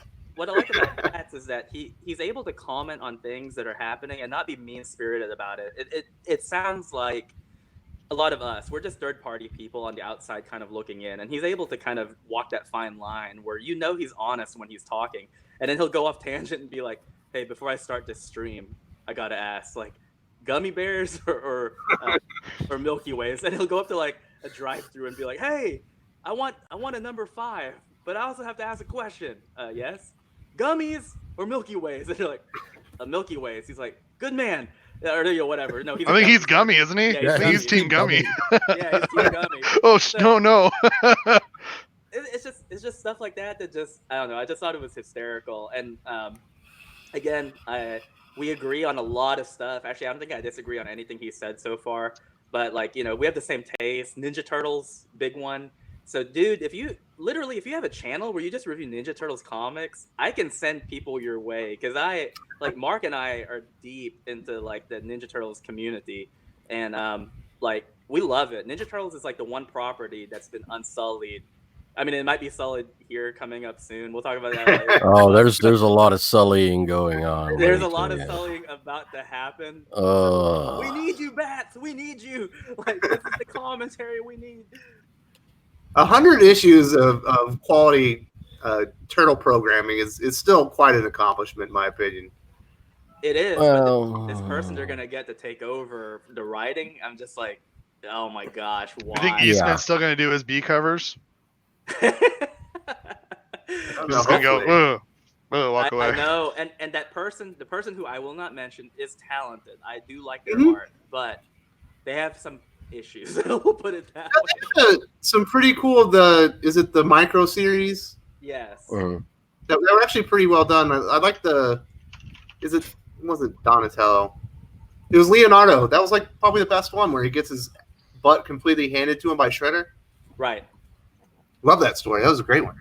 And was that? I think that was before he became Dark Leo. Mm-hmm. Yeah. Yeah, I think so. But that's good stuff. If you ever want to do a turtle stream, get Mark Pellegrini in here because he actually does.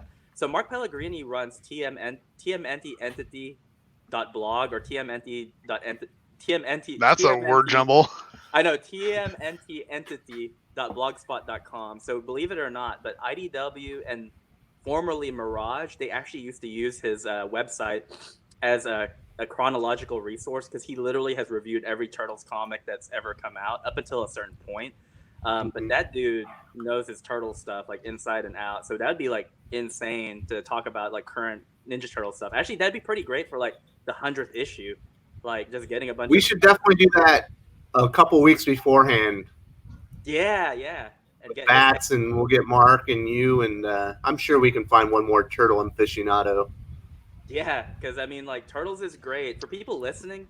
If you haven't jumped on Turtles, you can get the IDW collections, and they're these huge hardcover books. And I think right now there's 8 of them, but they from beginning to end, the whole IDW run, you won't be disappointed. Once you read that first volume, you're going to want to pick the rest of them up. They're awesome.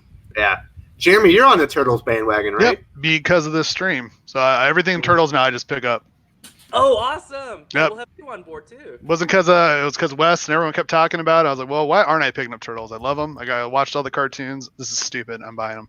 Well, yeah, because there was a time where it was a hard sell. So there was a time when, and that's why I was shocked. Well, I think it's one of those things where it's like, do I jump in now or do I go buy old stuff? It was like, just jump in. I'm jumping in.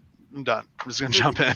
Did you start from the beginning or did you just come in from the middle? Like at 80, I think I jumped in somewhere. Oh, okay. So pretty late. It was this. Everyone here was talking about it. Wes kept recommending the Shredder in Hell. I was like, what am I doing? Jumping in. Yeah, that book's great. So before we move on, we got a $2 super chat from the Real Comic Stacks, who has an amazing YouTube channel that's growing faster than I could ever imagine, based on his awesome X-Men content. First super chat, congrats on 1K. # Team Gummy. You are a good man, and Team Gummy is the right team to be on. You don't want to be like Breen or Quirks. You want to be like Bats. You want to be like me. Who else is on Team Gummy? We got Stacks. I'm certain that we got Lim on this too, right? You're a Team Gummy guy, right? I don't. It's really Have you ever had a dark chocolate Milky No. Way? They're the best. They're a word I can't say right now. They're awesome. Milky's are better. Milky's better. I told Bats that I'm Team Whatchamacallit. Ooh, those are Well, good that's too. a great one, right? Those are awesome. I'm But- Team Reese's Peanut Butter Cups. But if Another if class. Oh my God, yes. They make white girl Yes. Kit Kats now, or pumpkin spice ones. White You see? girl. White girl Kit Kats. I bought it back for Shelby, and they are gone. They're not in the house anymore. Oh no. Yeah, okay, So- He's like, I gotta tell my mom about this. She was upset. I love pumpkin spice anything. Like I actually do like it. No, don't get me wrong. You see the hair? I got the white girl inside me. Yeah, Tim my Gibbs a white girl. my wife's like that. She anything. It's autumn around this house is just nothing. You can't smell anything but pumpkin spice and like burnt leaves, where she likes the smell of like burning, the smell of burning dry leaves and stuff like that.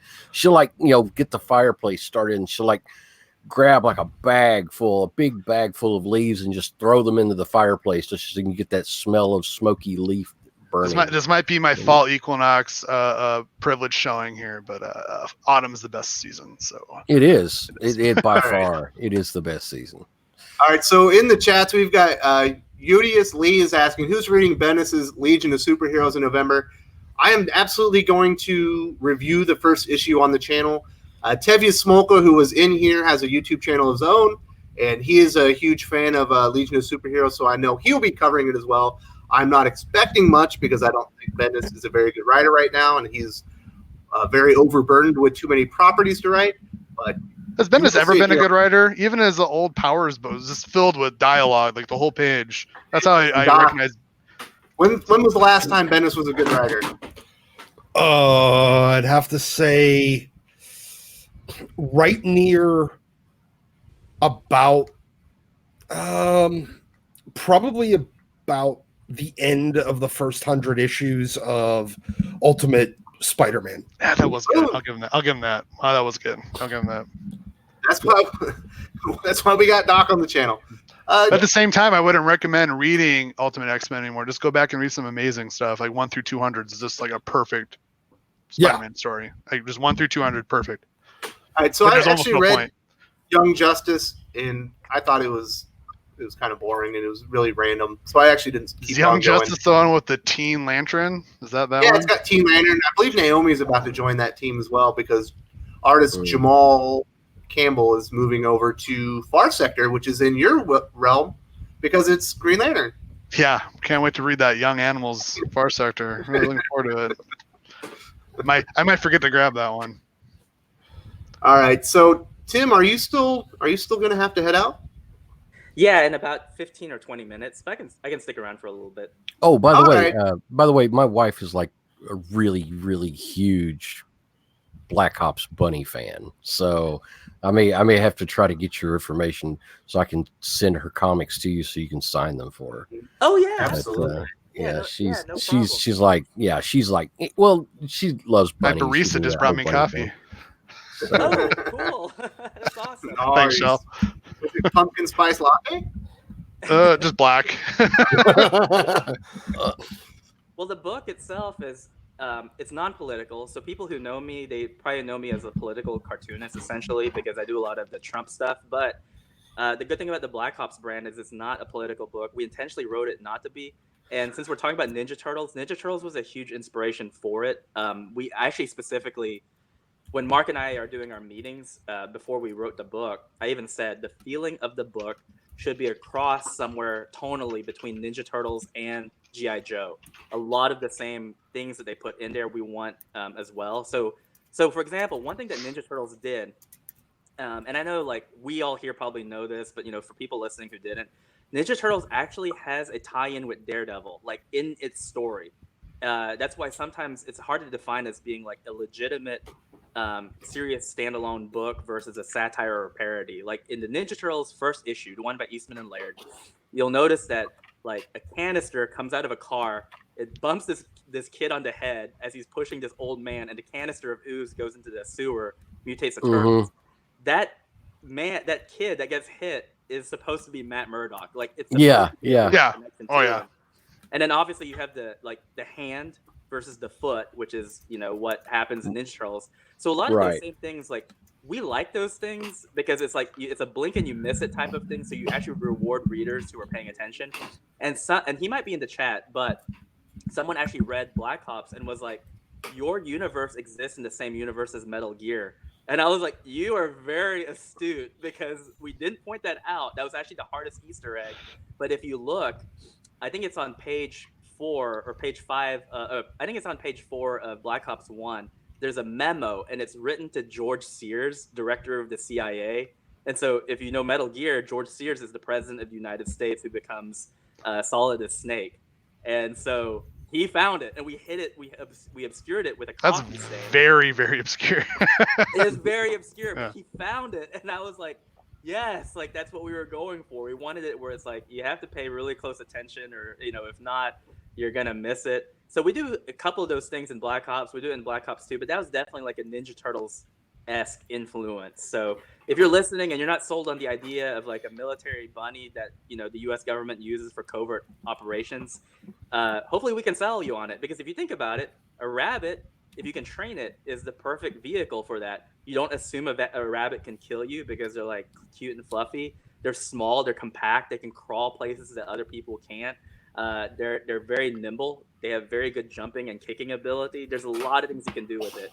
So we wanted to do the same thing that Ninja Turtles did. Ninja Turtles, when it debuted, people laughed at it because they were like, "This is silly. It's like Ninja Turtles." But then when you read it, it takes itself seriously. And so now it's like a name brand. Now it's a name brand. Yep. Exactly. Now You can't say Ninja Turtles and everyone knows what you're talking about. Right. And we don't have any illusions of grandeur where we think we're going to be as big as them, but we're trying to follow in their footsteps in terms of where we want to take our own story. So when's the Saturday morning cartoon starting? When we find a rich investor. Okay. So Black Ops is a spiritual successor to TMNT? Yeah, we want it to be. If you like TMNT, you will like our book because we follow a lot of the same patterns of storytelling that TMNT does. Yeah, the tropes are very, very similar, but not in the negative, negative connotation of tropes. But it's in the same vein, and it's not just schlocky, silly nonsense. There's this. It's a very almost a somber tone, but there's this whole underlying feeling that it's not taking itself completely seriously, but there is a serious line in it that you can really get into and follow and track the story and enjoy where the story is going, while the characters themselves aren't quite taking themselves as seriously. Right, if and that makes any sense. In Black Ops issue 1, there's a part, and it was like the wait for it moment, because when Mark was writing it, I was like, Mark, I didn't know you had like an emotional side to you. And as a writer, he looks at things very technically, and he was like, I want people to cry at the end of issue 1. And I was like, why? And he was like, so people know it's serious. And sure enough, like when the reviews started coming in, it was like, oh my gosh, I actually cried at the end of issue 1. And he was like, see, that's what I wanted, because I want people. And I was like, but that's their strength as a writer. You're able to emote that, and kind of and structure it in a way where you can elicit that response. So that was kind of like our TMNT moment, where if you read like the first issue of Ninja Turtles, it's good, and Shredder dies at the end. People are shocked when they're like, "What? Mm-hmm. Shredder dies at the end of issue 1?" It's like, yeah, because I think at one point they basically just intended him to be a throwaway character. They didn't expect it to be, especially in light of the cartoon, they didn't expect it to take off the way it did. And we kind of do the same thing where like Black Ops Volume 1 is a bit darker in tone, and Black Ops Hair Trigger, because we're establishing a brand new universe with 2 recurring villains, it's a little bit lighter in tone. So we're following the TMNT approach, where it's like, okay, we've kind of made a statement, but now we're going to open it up where it's going to be this like fun world where we have these reoccurring villains, where we have like a storyline that will continue on for as long as we can take it. So we're definitely measuring our steps based on that and based on G.I. Joe, which is 2 properties that he and I both feel like we know pretty well. Speaking of G.I. Joe, I have headcanon that the Fast and Furious movies, Triple X movies, and G.I. Joe movies are all in the same universe. Wait, so they are. You roboted out on my end. What did you say? I said I have some headcanon that the Triple X series, the G.I. Joe series, and the Fast and Furious series are all set in the same universe. Oh, really? Do you have is it like a conspiracy theory where in your head there's like one thing tying them all together? Yes. We'll know that Dom was Triple X before he and then he had to change his name, or he eventually becomes Triple X, and that The Rock was Roadblock, and then when the G.I. Joe program got shut down, he ended up working for the DSS, and the Cypher chick that's or actually the reverse way, that he ends up Roadblock after all of the stuff that's going on in the Fast and Furious movies now leads to the creation of Cobra. That's insane. I'll tell that to Mark when I'm gonna meet him for lunch here in a bit. I'll tell him that. That's really cool. Like, it reminds me of like Spy Kids, how Spy Kids and Machete take place in the same universe, because the character that Danny Trejo plays is supposed to be the same guy. Yeah, that's true. Nuts. I did not know that. No, it's that true. that really blew my mind. By the way, when it was like when that was when that was snuck, when that was revealed, I was like, what? Oh my god, what?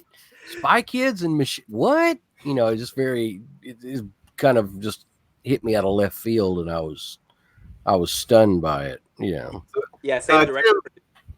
We do have a question from the chats that was asking, is Black Ops violent? Yeah, and you guys might want to help me answer this because obviously I'm biased. It is like PG level violence. So there are explosions and there's gunfire, but we make it so it's not graphic. We make it so that if your 12-year-old, 13-year-old reads this, you should not have any problems. Because the original TMNT are very violent. There's lots of blood and stuff like that, but then it was toned out, and you're more like the toned out TMNT, correct? Yeah, it's more like the IDW TMNT, where even if we do show blood, it's done with like ink splatters, where it's not gratuitous. Because if someone gets like a cut or a bruise, you're gonna have a little trickle here and there. But we try to obscure everything in like explosions and stuff like that. So it's implied, but it's not shown. Even in Black Ops 2, which is funding right now, I'll spoil this. So they fight a group of soldiers called Ninja. So it's the Ninja mercenary group, and all the Ninja soldiers wear masks. And we did that for a reason, because again, we're taking kind of our roots, the TMNT and G.I. Joe. So in G.I. Joe, you had the Cobra Vipers who always wore like silver masks. You couldn't really see what they looked like. And in TMNT, they basically had the foot soldiers all be robots. So even when like one of our bad guys gets like stabbed in the face, there actually is no blood. We have it so where it's just implied, and if you're like a young reader, you could be like, oh, but that's just a robot, so they just got stabbed in the face. Whereas if you're an older reader, you're gonna be like, but I'm pretty sure that they're human. So anyway, we get the point. Like, bad guy gets hit. So we actually make an effort to make the art non-violent so that no one is like shocked or disturbed when they show it to their kid. We want children who are old enough to read, like 10 and above, to be able to pick up our books. And we want parents to be safe, knowing that we're not going to show kids anything that's like weird or anything like that. So that's intentional on your part. Yes, absolutely. All right, so hopefully that assuages any issues. Somebody thought that Black Ops might be violent. There's a little bit of cartoon violence, but it's nothing that I would show it to my 4-year-old personally. Yeah, and a lot of people like the one image that people share all the time on social media, like you'll find it on 4chan too, but they love the panel where it's like a slow progression where the rabbit takes a grenade out and he pulls the pin on it and he kicks the grenade. Even then, he kicks it into like a fleet of 3 soldiers, and then all you see next is an explosion. We don't show bodies or anything like that, so it's implied, And it's funny because as a kid, I actually didn't like cartoon violence that was gratuitous. So anytime there was an explosion, I just took that as being like they could be dead or maybe they ran away off panel. So that was kind of our approach to how we were showing these types of things. So we'll put this out here before you head out. So Jeremy is I would say he's staunchly opposed to Indiegogo campaigns because he wants to support his LCS. If Jeremy wants to read Black Ops Hair Trigger, is he going to get an opportunity to do that by supporting his LCS, or does he need to go through the IGG campaign? That is a very good question. So we have what's called we call it a hybrid model. Other people have done it before. So everyone kind of knows by now that anytime we put an Indiegogo book out, Antarctic Press has the first say in terms of if they want it or not. They basically look at the campaign, and based on the metrics, they decide. Because, for example, right now, Black Ops 2, if you do not count Soul Finder, which I did the art for, Black Ops 2 is not funding at the speed that it needs to. So in all of our previous campaigns, we've hit our goal within 5 days. So we're on day 8, and we have not hit our goal. Now we're projected to based on our current metrics, but this is one of those things where Antarctic can look at the campaign and be like, I don't think there's a demand for it because you did not meet your goal at the speed, which means that this probably won't sell well. So they can nix it. So it's a yes and no. We're normally confident that Antarctic Press, they're very kind to us. So they're probably going to be like, well, your audience in comic stores is not the same audience online. So we think it's going to do very well based on how people reacted to the first book.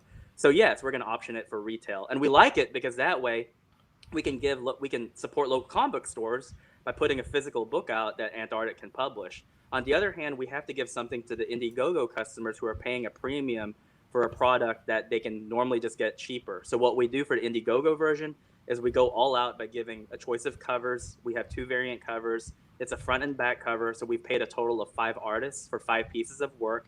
So you're basically going to get all of that, and then your choice of 1 or 2 covers. There's actually going to be 12 extra pages in the Indiegogo version. So you actually are literally paying more for more content. Whereas if you get the retail version, you're going to get 12 fewer pages, but it is cheaper, and you're going to be supporting your LCSs. What really matters is we do have to be successful on the Indiegogo side, so that we can justify to Antarctic why it needs to be optioned. Because just as easily, Antarctic can look at it and be like, hey, you only made like, $10K on your book. So frankly, if you have like 150 customers, that's not going to translate to local sales or retail sales. So it's always up in the air. We never know if they're going to option it until pretty much after the campaign is done. So if you can take a risk and just wait for it to come retail, and I think that's great because then you can support your store, but it's not a guarantee. So far, we're batting 10 out of 10 in terms of pretty much everything we've done so far has gone into stores, but we can never guarantee it. We just hope that it does. I hope you do good because I want to pick it up. Absolutely. And, we always buy spares. So at any time, people can message me privately.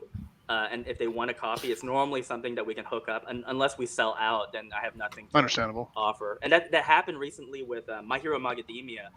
People were hitting me up because they wanted like the first and second printings.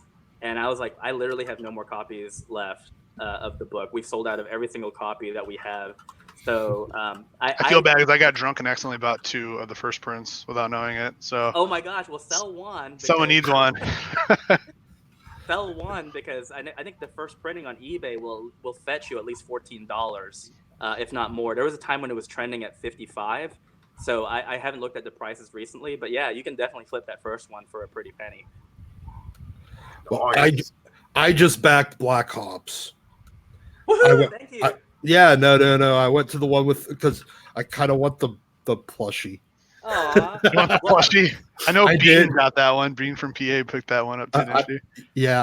I bought the one with the plushie, and I'm like, yo, I need this plushie. Well, the good thing is that the plushies are actually limited. So once they're sold out, they're out. We're not printing any more of them. Next year, we're going to print the Otter in a limited quantity too. So that's fantastic. You'll love it. These are like really high quality plush. I actually thought the Otter in the books looked really cute. So you'll love the Otter is our Raphael. He's our Raphael character. Oh, is he? Yeah. Nice. And Matthew Weldon is drawing that one, and so Matthew Weldon is actually drawing the majority of the art. He's drawing the total of 35 pages out of a 68-page book, and so we give the Otter a bigger spotlight because he's a newer character. I think you'll like him. Otters are kind of funny. They are very cute. They're very cute, yeah. But I never noticed their voices were so squeaky. Yeah. Yeah, we actually I used to go to a petting zoo a lot, and they had otters in the petting zoo, and otters in a petting zoo.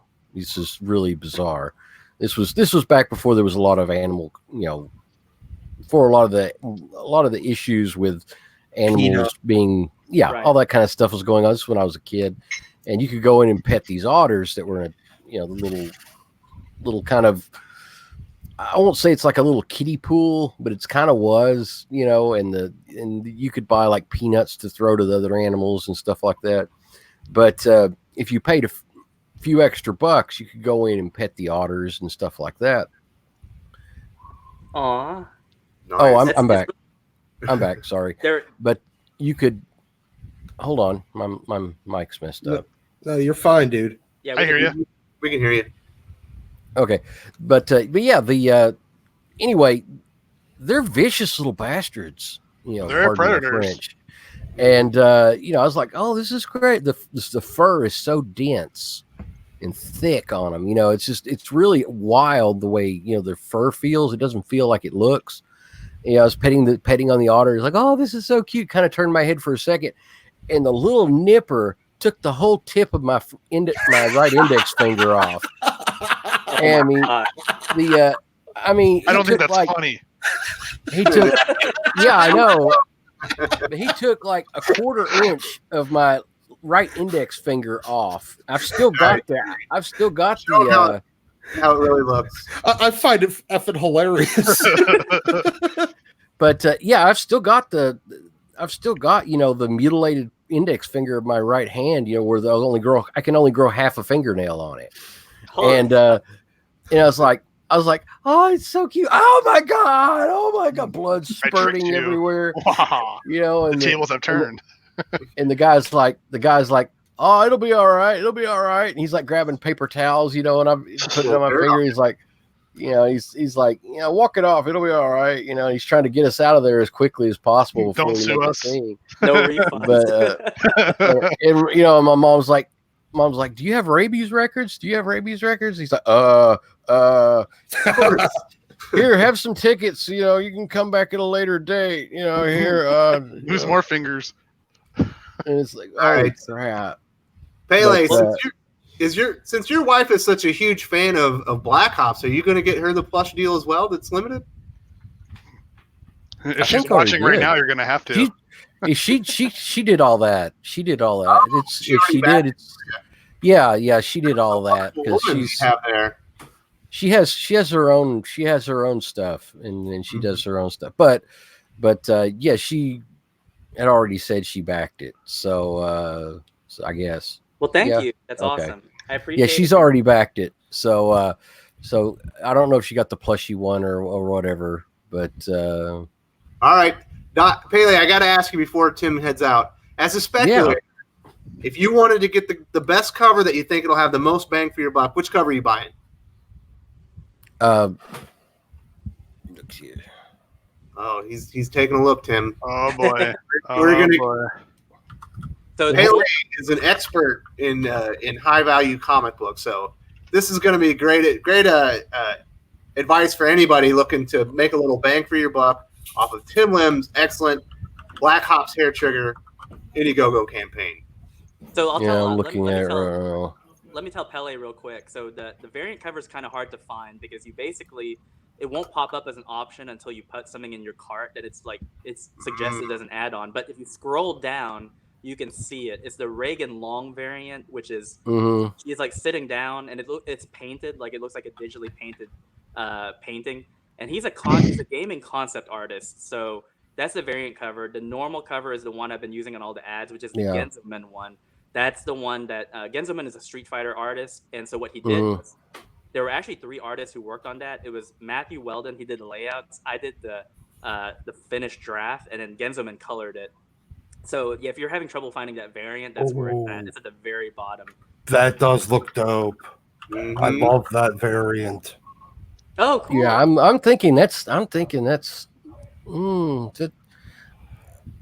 Oh man, I do like that one a lot.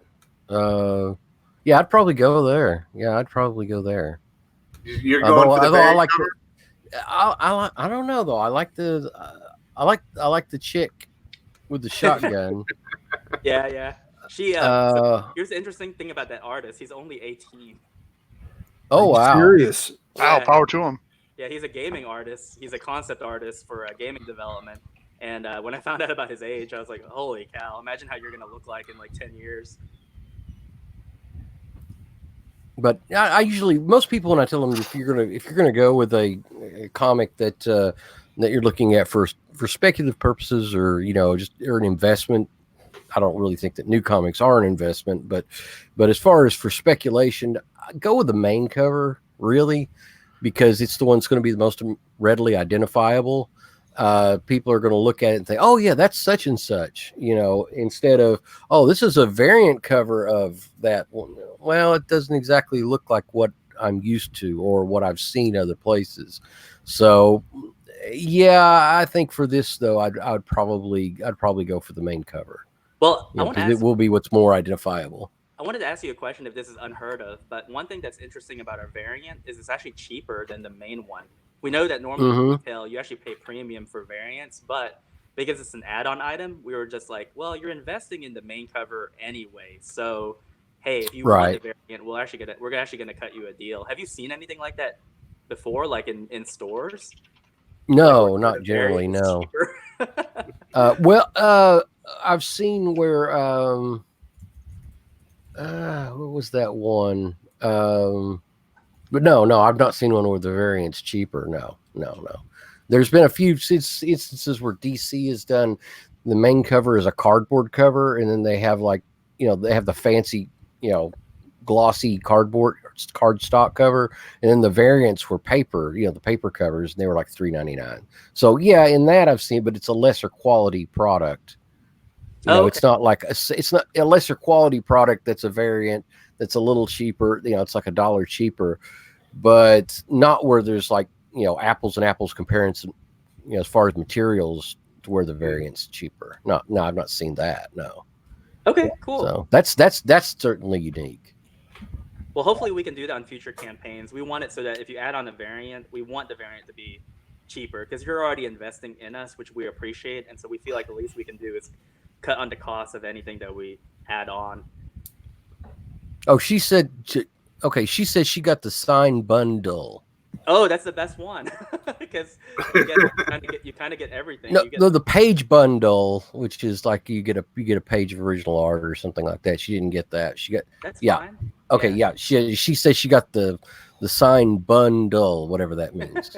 Yeah, it means that you get the book signed because we actually have to get all 4 team members in one place. So yeah, that's what that is. But you get the plush toy, you get the bookmark, you get what's the other one? The plush toy, the bookmark, and the book signed. It's a great deal. Yeah, the whole thing about bunnies is interesting. Well, we rescued a bunny that my cat tried to eat. Aww. and he was dragging the bunny across the yard, and you could hear the bunny screaming. Aww. And that's just. And then he got away from the first time, and then the second time actually brought the bunny into the house. Same bunny rabbit, I think. The same cat caught the bunny, drug it into the house through the cat doors, brought it into the house, and we found the bunny surrounded by 4 cats that were kind of like, trying to decide who was going to eat him. No. And so we saved the bunny and everything, and his name is Stitches because he had to have 12 stitches all the way from his chin down his neck all the way practically to his groin. He had to have stitches because the cat basically almost dissected him. But we wrapped him up in a towel and we took him. This is just a cottontail. It's not it's not fancy breed or anything. He's just a cottontail bunny. And so we got him doctored up and everything, and he got shots and all that kind of thing. You kept him, right? Yeah, we still got him. And those funnies, we're not supposed to keep them. You're supposed to. And the wildlife people, I said, wildlife people find out that you have this rabbit, we could have a problem like that. And she goes, they can try. I'm armed. They can try. I'm like, calm down. I don't understand. It's just a rabbit. Why can't you keep it? It's like, calm down. It's, they're not going to come and take your bunny rabbit away. And she walks around the house. He's about, I don't know if he's quite half grown yet, but she has a house coat and she just picks him up, puts him in her pocket, and she carries him around the house. That's so sweet. And she'll take him out of her pocket, put him down, and he'll hop around and follow her through the house. Yeah. And then he gets away from her sometimes. Like I was in the kitchen the other day and I was fixing something to drink, and I turned around and there's the bunny rabbit just standing in the hallway staring at me. And he's just sitting there staring at me. I'm like, what is it, Stitches? What is it, baby? Oh, here we go. Said, what is it? Here's mine. I said, literally. And I walk up, and dude's like, yeah. And I said, where's your mama? You need to go to mama. And he takes off. He tears down the hallway, running towards her studio, and runs into where she is. So I don't know if he understood what go to mama means, or look at that fluffy guy. He ran straight to her. I know. Isn't he awesome looking? Look at that. Yeah. Beautiful. And rabbits, like they actually do understand vocal commands to a certain extent. I mean, they're not like hyper intelligent, Right. but they are able to kind of pick up on voice patterns and stuff where they can be conditioned. So it Like their wouldn't surprise name, maybe. Right. And this guy, he'll follow me like, hey, Oh yeah, Stitches knows his name. I can say Stitches. Does he just like that mat? I see him on that mat a lot now. Yeah. I think he wants some food. Come here. No, you come here and feed me. That's what I know. There he goes. Oh, here he comes. My dog's looking at the screen going, that looks delicious. Oh, he hopped right up there. Well, what's amazing is my cats. I've got 4 cats. All right. I've got a serval who's 40. She's 44 pounds. A Maine Coon, just a really big fat black cat, Jackson, and a female ragdoll. The smallest of those cats is like 18.5 pounds. That's a chunk, man. That's a chungus. This little bunny rabbit has survived unmolested in this house ever since the initial incident, and they've just left him alone. And I have a theory that it's because that he smells like my wife, because my wife carries him around. He smells like her. They see him with her, so they just leave him alone. They don't want the wrath of your wife coming down on them. She'd kill them and skin them. Yeah, don't mess with her. Don't mess with her bunny rabbit. The other thing too is that once rabbits reach a certain size, cats actually become friends with them because they're too big to eat as prey. Because that actually happened to our cat. We had a cat for a long time, and he ended up becoming friends. And they kind of mutually coexisted. So that might have something to do with it too. But that theory about your wife's scent, that's a really good one too, because they're like, oh, that's like mama's little baby, so we're not gonna mess with him. What got me that thinking was the serval will like eat guinea pigs, Oh no, things like that, and and I've taken him out. I've taken her out rather. Boop. I've taken her out rather to hunt, and he'll actually kill rabbits. She'll actually kill rabbits and eat them, and adult rabbits and such. And it's no thing for her. But she got around after my wife, after it'd gotten stitches put in, and after my wife carried him around. We have a hutch that she has, that she puts him in. Uh-huh. And but after, we kind of wanted to see what the reaction would be, and the cat kind of sniffed around on him, and he just stood there stock still. I mean, just and this cat with ears that look like radar dishes, servals, what servals look like. Right. And she's a 3/4 serval, and really technically an F1 Savannah, but it looks more almost like a purebred serval. And she just kind of like, she kind of sniffed at him, and kind of went to one end and then went to the other end and sniffed at him, and then turned around and walked away. I mean, just walked away. And it was like, and she's like, I'll bet she smells me on him. And she decided not to mess with him. Yeah. So, all right. But it's sweet. It's a great story. It's enough bunny aficionados. We got to get back to comics, fellas. All right. Bunnies are awesome. I know. Before you guys get back, I actually have to be heading out. But I wanted to thank you again, Wes, for having me on. This has been a lot of fun. I can't wait. When we have a topic that pops up that is in our wheelhouse, I can't wait to come back on. Just let me know. But I want to thank you all and have a good day. Have a happy Labor Day weekend to everyone here in the United States too. Awesome, Tim. You need to set up a bunny cam. I should.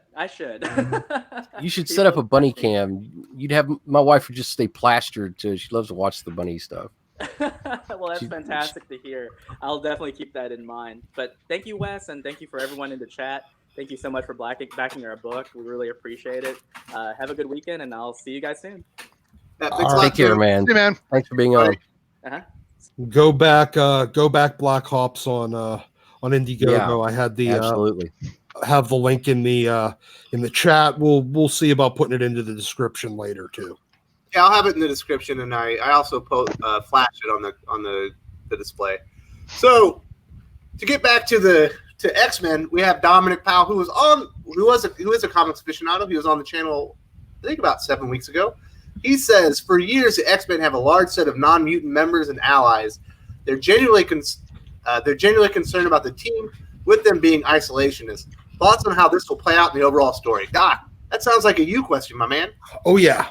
And that's the thing that I've disliked about the X-Men for a good number of years now. They've essentially been an isolationist, segregationist team, basically ever since Fraction moved them to San Francisco and then over onto Utopia. Yeah. Once they moved to, like, every time the X-Men end up, they've done this a number of times. Even to be honest, even whenever they opened up, even when they moved to when the school magically got moved to somehow in Central Park, it was still a very segregationist thing. And I mean, that kind of started with Morrison. I know that they talked about adding human students to the school too. But the thing is, when you have a school that's, even going to be 90% human or mutant, it was always weird. I mean, you had people like Stevie that was always hanging around, Moira back when she was still a human. You had Trish Tilby. You had Madeline before she turned out to be, a clone of Jean. They were always, like, from about probably basically the entire Claremont era, there was always at least one non-mutant person that was heavily involved with the X-Men, and it made them a little more relatable. It made them less isolationist. They were always trying to keep the door open to humans, which lines up with Professor Xavier's whole point, right? Yeah. Exactly. It fits with Xavier's dream. And because they figure, okay, well, we can get a couple of humans that hang out with us. Maybe they can show that the other humans that we're not scary, evil, monsters. Is it like when you have one human friend, though? Are you still not a humanist? Are you still like, it's you have human friends? Sure, that doesn't. Yeah, you got that one of those things. Yeah. I guess, but the thing is, ever since they moved to San Francisco, they've basically been an isolationist, segregationist society. There's not human, regular, co-stars or not even necessarily team members, even if they're just like support staff. That are just regular appearing characters. Is that just a West Coast thing, though? Because they're very, Well, I mean, they've been back in New York for a good number of years, and they still don't have even a token human. I mean, token humans on the X-Men team. We do. Yeah. Well, yeah. You know what it's like when, like, the West Coasters start migrating out and they start ruining out with others. That's probably what happened. Yeah, they California'd our Texas. Yeah, let's look at Austin, Texas. Yeah, exactly. So, but no, like they've removed that aspect of it, and that's the one thing that even Hickman hasn't brought back. And in fact, he's kind of doubled down on the segregationist, isolationist society in the fact that humans can't even come to Krakoa.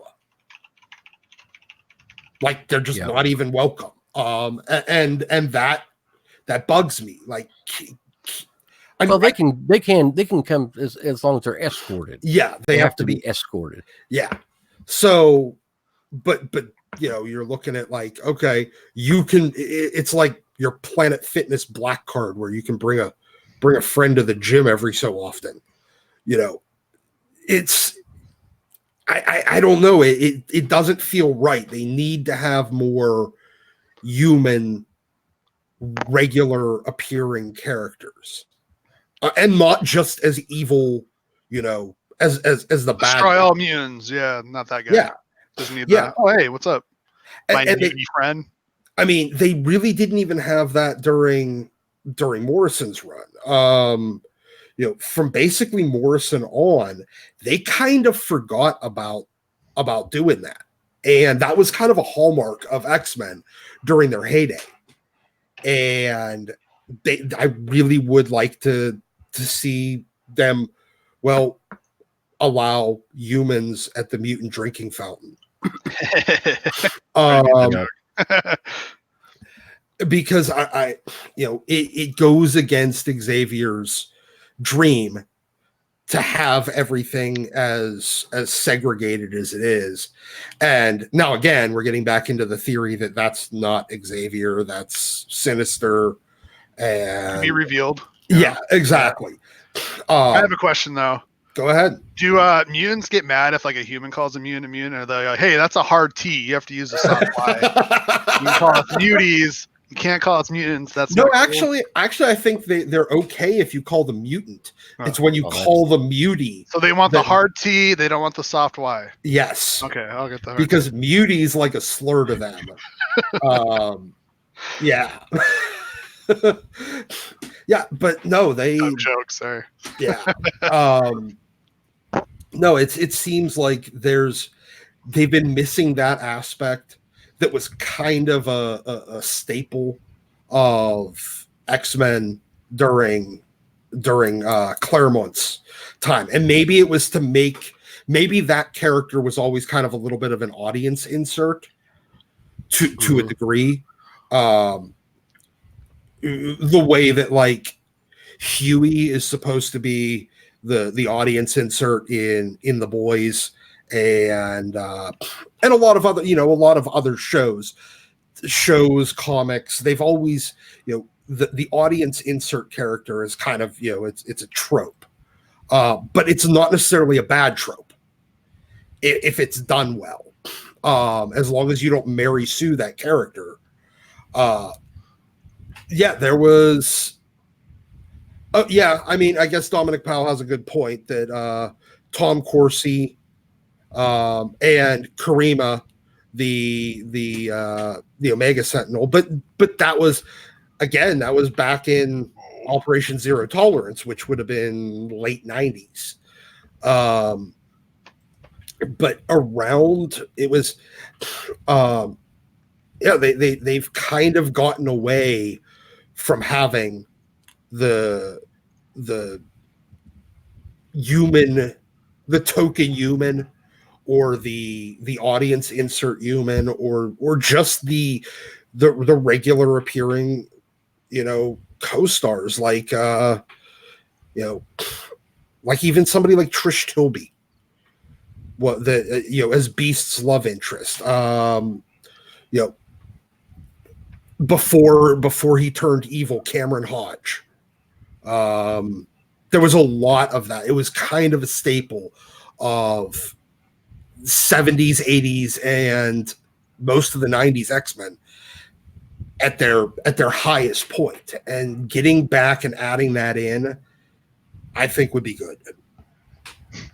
Nice. So do we have anything else we want to talk about X-Men related, or I have a couple other topics I wanted to cover. I'm getting kind of excited to read some new X-Men for once. Oh, dude. Do it. Go read it. You're going to read all 6 of them in one sitting, man. It's amazing. And then you're going to have to keep going back because he fills in so many gaps and everything has more meaning. I'm okay. You should just ask Shelby how many times I've seen Steins Gate.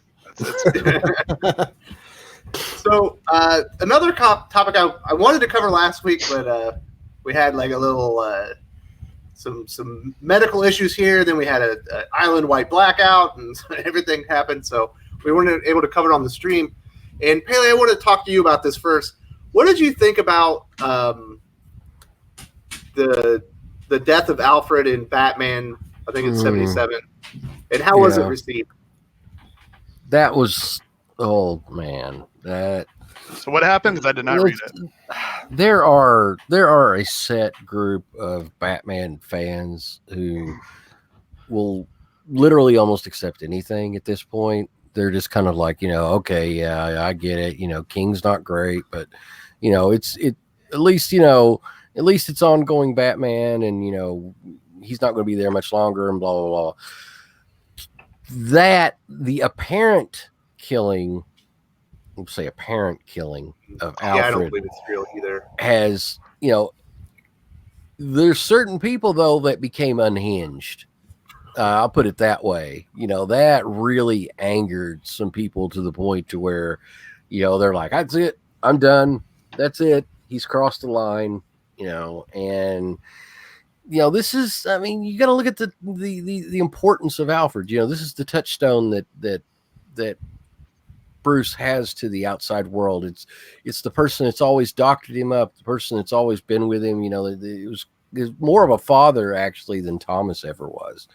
And this will hurt. This hurts him more than even at some core level, I'm sure. Will hurt him more than even his own parents' death.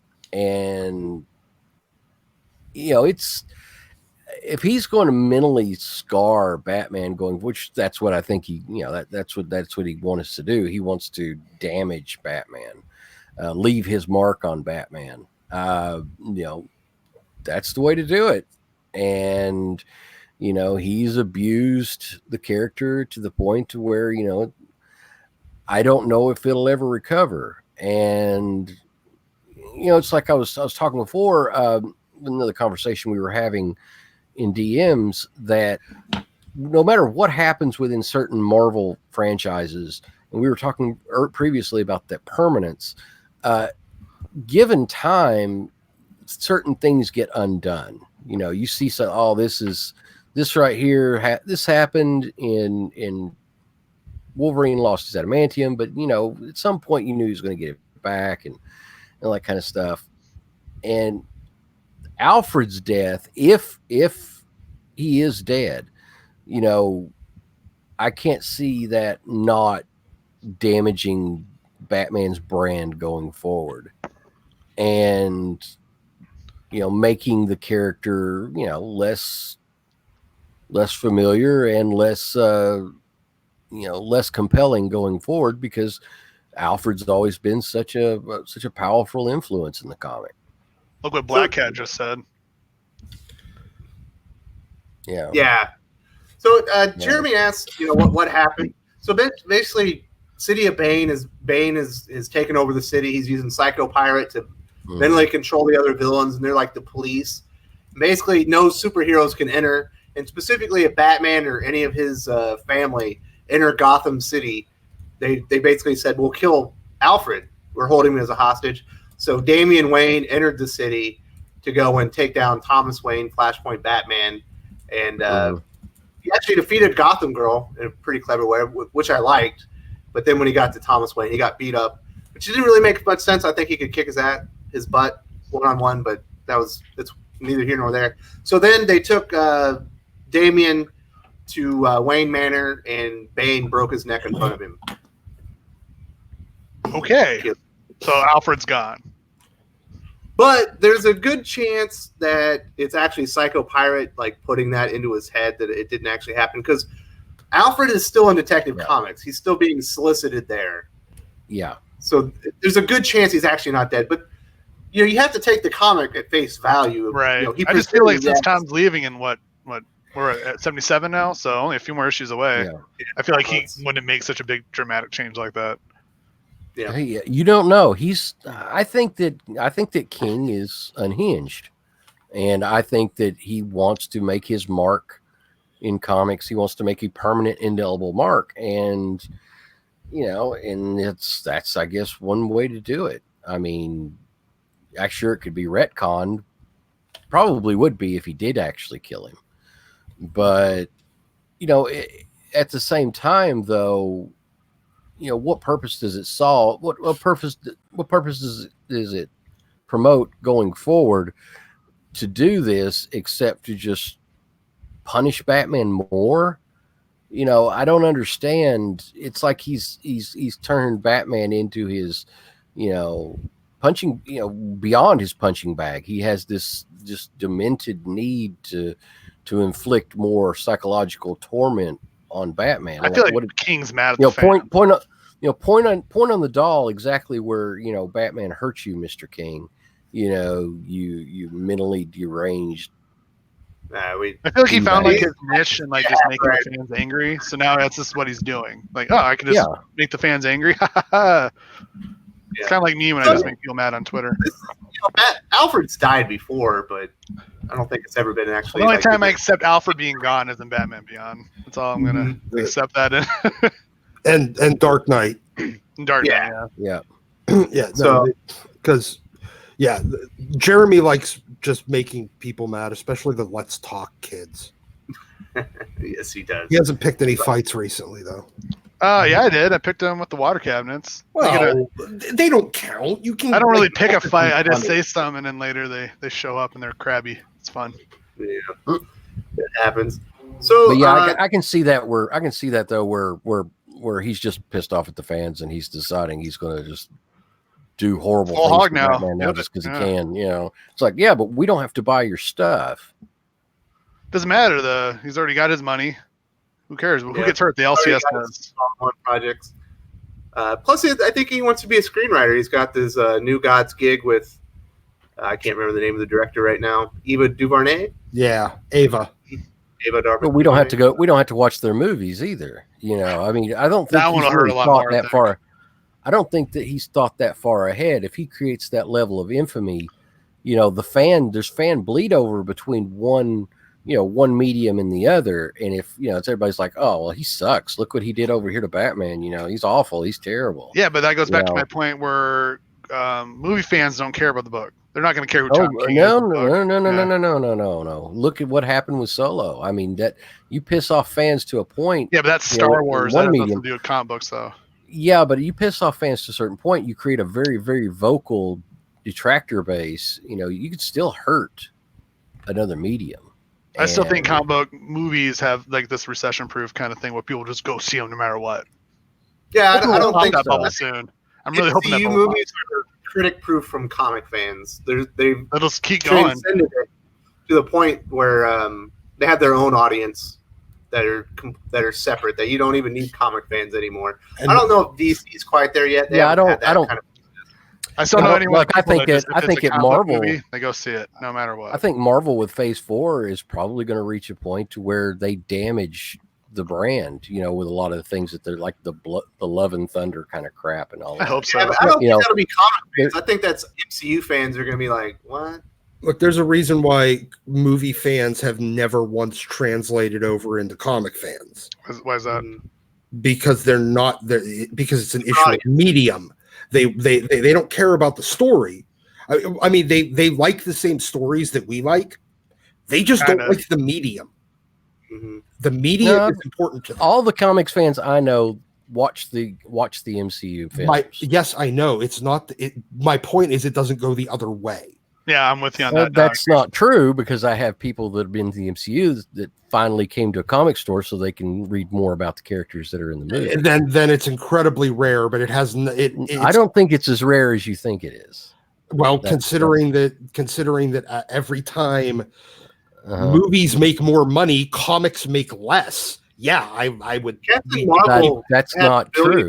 Actually, box office worldwide and can't top like 20,000 copies. It's sold better as Miss Marvel under when Dark Knight series came out, the movies, Batman saw a spike of over 50% in the comic books. I'll give you that. Okay. You know, that the people came out back to the comic shops to read Batman again or to read Batman for the first time. You know, this does happen. There is MCU. Iron Man sold 20,000, 25,000 copies, a horrible seller. And then when the MCU came out and Iron Man really started hitting big, you know, the first Iron Man film and the movie subsequent to that, he became at least a B-list character where before he was like a D-list character I guess my point of reasoning comes anecdotal because every person I've ever talked to is like, why don't you go buy some Deadpool books? Like, why? I can just watch the 2 movies. That's all I ever hear from people. Why don't you go buy some Avenger books? There's movies. Yeah, it's kind of anecdotal, though. I have a lot of, a lot of customers come in, many customers like, I've never been to a comic shop before. What should I be buying? I like this character in the films. So, I see that a lot. I'm not going to say it happens every day, but it happens frequently enough to where I'm like, huh, okay, so that's then, interesting. So then the point is either I'm right and there's very little turnover, or Pele's right, and without the movies, comics would be actually dead. I think they would be dead. Yeah, maybe. Because otherwise, I'm leaning to disagree with Pele. That's all. Because there's no way that you that's fine. Keep bringing in more readers from the from film and lose total customers. But just look at the Twitter stands for the MCU. They will not shut up about the MCU, and they won't even pick up a book. Yeah, my whole point is that the MCU has transcended comic book readers, and comic book readers, because if you don't stay true to the characters because of the comic books, can't do anything to the MCU. The only thing that can ruin the MCU is Kevin Feige and mismanagement at this point. It's not comic readers. Well, the one thing I will say is there's a general there's kind of a lesson that you can take from the first 10 years of the MCU and compare it to everything up until Iron Man. So the Batman movies, the X-Men movies, the first round of Spider-Man, all those stuff, and then what DC's done as well. And you can look at which of the companies has stayed true to the core of their ongoing books. Now DC's done good with grabbing, biting off their prestige stuff that's out of continuity. They're kind of Elseworlds and Vertigo, Black Label type. They've done okay when they've done that, but Marvel's the one that has kept it as close to the ongoing from the 60s until the 2000s versions of the characters, and they're also been the most successful. Whereas if you look at the first X-Men runs or the first X-Men movies, the first Spider-Man movies, while they were successful, they deviated a lot and they never blew up the way that the MCU did. The closer you keep it, so what it means is that general audience likes the same type of stories that comic fans do. It's simply that they're just not interested in the medium. I'll say this: I've seen a real lack of comprehension when it comes to reading in my workplace. I'm tending reading on the whole is probably on the very downward slide. I think if it hadn't been for the MCU, considering what happened with the comic book crash in the 90s, what happened with the downward slide since then, of readership, as well as the introduction now of extreme ideological points of view in comics, I think that perhaps comics probably might have been shuttered by now if it hadn't been for the MCU. I do agree they'd be in a much worse position, because the MCU at least fosters the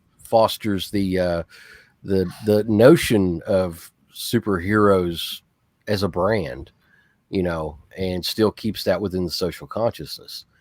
But I just see that the reactions that I saw with Jane Foster's Thor, on social media was like, wow. It reached a point to where what's his name, whatever, director Taika Waititi, yeah, that's him.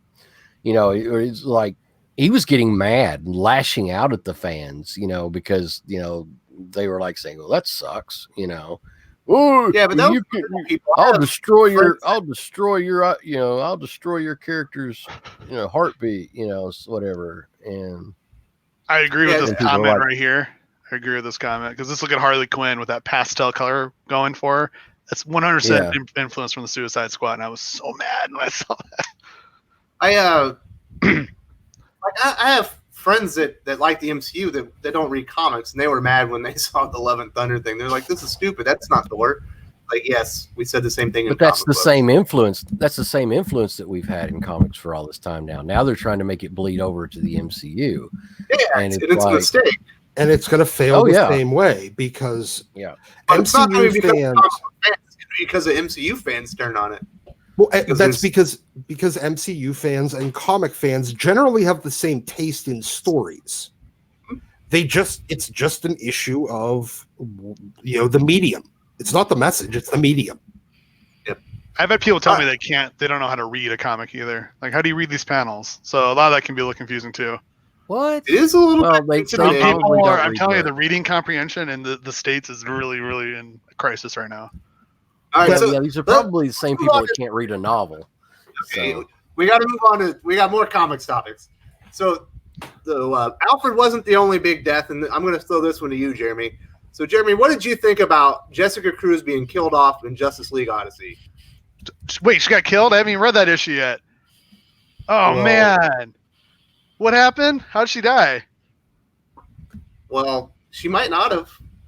Shoot it at me. No, seriously, like, Shelby been moving in, so I haven't been able to read my Odyssey books yet.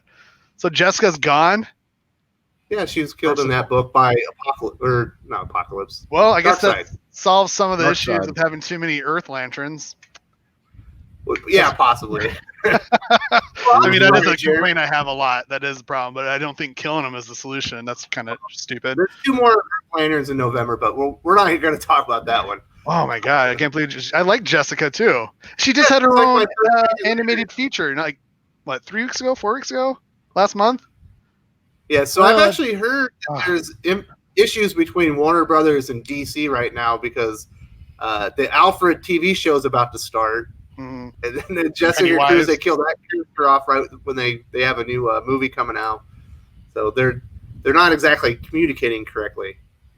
Jeez, if you're gonna kill any of the Lanterns, kill that Teen Lantern one. Ugh. She found like Hal's Gauntlet. That's terrible. That is a good point, by the way. I hadn't really thought about that. The Alfred show. I hadn't really thought about that. Yeah, they killed Alfred. Mm-hmm. Yeah, I heard that wasn't received very well at all. Wait, are we having a situation where like they started slowing down X-Men movies because Disney didn't want Fox getting free promotion? Is this what we're getting to? We run into some kind of parallel with that? Oh, Warner Brothers and DC Comics are all under Warner Media. They're right. all under AT&T. They should be working together, but seems like they're fighting. Seems like some creative rights are buttheads. Like they're not communicating with each other on what the future plans are. They would have said, "Yeah, don't kill off Alfred. Don't kill Jessica. Don't kill Simon. Jessica. Simon needs to patrol the sector. Come on." No, I'm not okay with that. I like Simon. David Asanowitz is saying she's on a cover 2 issues later, but they still killed her off technically. I think they're actually killing a bunch of people off in Justice League now too. But are they planning to stop these like 3 or 4 different Justice League books that are out? Is that what's probably going on? Consolidate. Yeah. Say okay, that particular they need to. Divergent needs to start coming back into itself.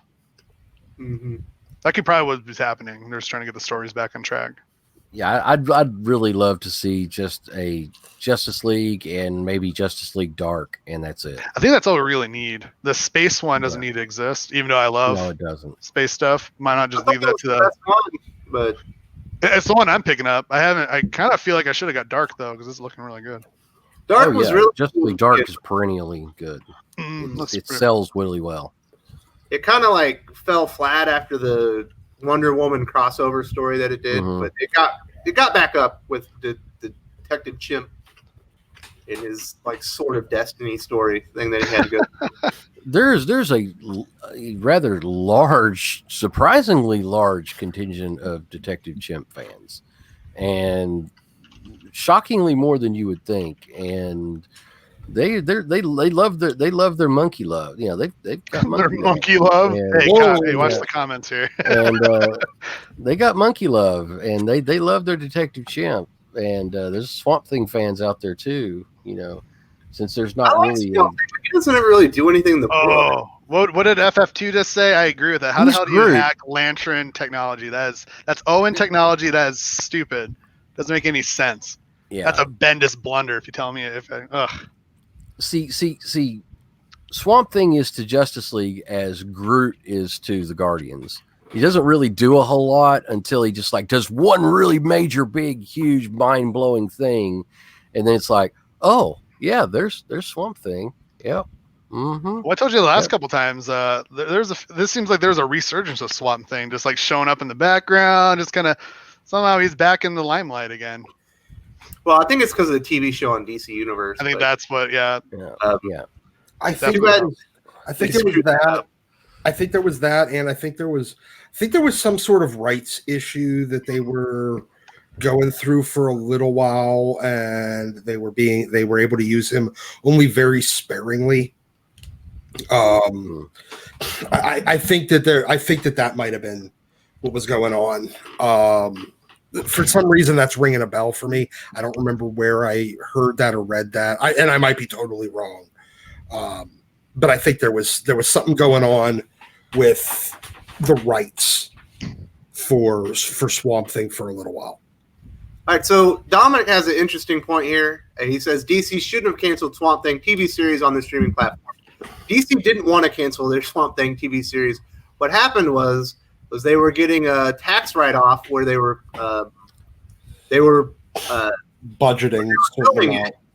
So it was going to bring their production costs down $40 million, but they sent in the paperwork incorrectly, and it added $40 million on the budget, and they could no longer afford to do the next season. So it was that sucks. That is just some logistic bureaucratic BS. Yeah, they had a deal with the local government for a tax break on the production, and somebody that was pushing papers did it incorrectly and added $40 million onto the production budget. Someone lost their job because of that. Some accountant lost everything. Yeah. That's funny. One of those things you can't make it up. When I read that, I was like, that does sound made up though. That's such a that is so lame. Yeah, it's stupid. It's you gotta do your paperwork. Yeah. Yeah, basically an accountant screwed up and oops, you calculated wrong. Yeah. Oopsie daisy, I added a 0. Yeah. So why is there a gap on your resume? I don't want to talk about it. We can pay for Medicare for all with the accounting error. There we go. Yeah. All right. So Pele, I wanted to ask you another question, and everybody else. Yeah, it wasn't deliberate. Definitely not. You guys can jump in on this as well. I don't know if you read Superman or Batman Superman #1. It's basically the flagship series for the mystery in the Year the Villain. You know, who are the Secret Six, even though they spoiled who the Secret Six are. You know, it's Hawkman, it's Supergirl, it's Blue Beetle, it's Shazam, it's Commissioner Gordon, and who's the sixth one? Yeah, it's Gordon. Wait, okay, that's a weird one thrown in there. There's another one. Is he going to be Mecha Batman again? I don't know. I haven't seen it, but they spoiled it. I'm not digging the Year of the Villain things. I'm not digging it. I dislike it a lot. Wait, come on, Wes. You can remember. I can't. All right. So what's been the reception of Year of the Villain? Were people hot for Batman Superman? No. The connecting cover was pretty cool. But you know, I bought some, and I had some people that that added it to their pull lists. But you know, I've not really, I really did not see any real clamoring. I didn't hear any clamoring.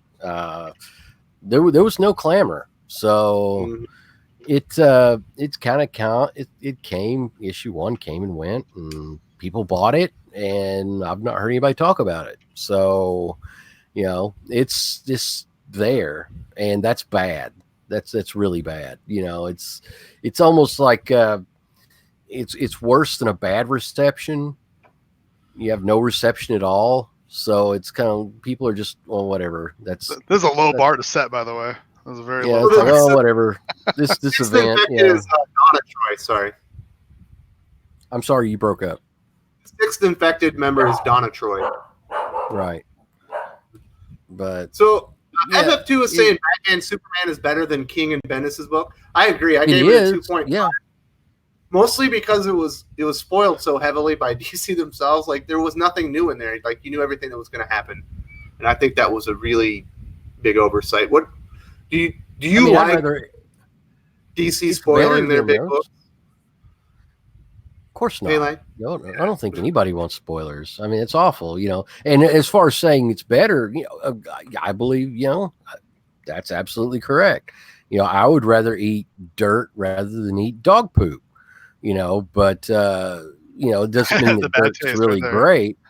So, you know, it's like, oh, okay, well, this is dirt, you know, it's not absolutely, you know, worst thing in the world, you know, like dog poop would be. So, you know, I generally would be the kind of guy to jump on a book called Batman, Superman, but, yeah, Bendis and King have really sullied the characters for me. It's like, oh, do I really want to get into it's like, do I really want to jump into a Batman and Superman book where Tom or Bendis could influence something in this? I'll back off. That's what happened to me. I was that's what everybody's looking at.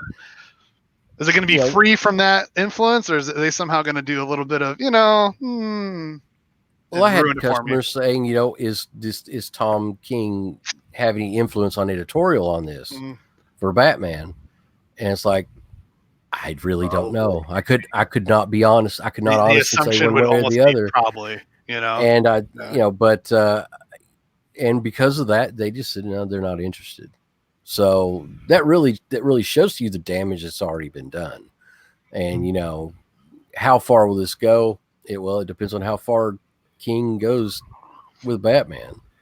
Well, I'll put it this way: any look, I'm sorry, but the Batman Superman now is not going to have the same appeal that like the Jeff Loeb, Ed McGuinness Batman Superman had.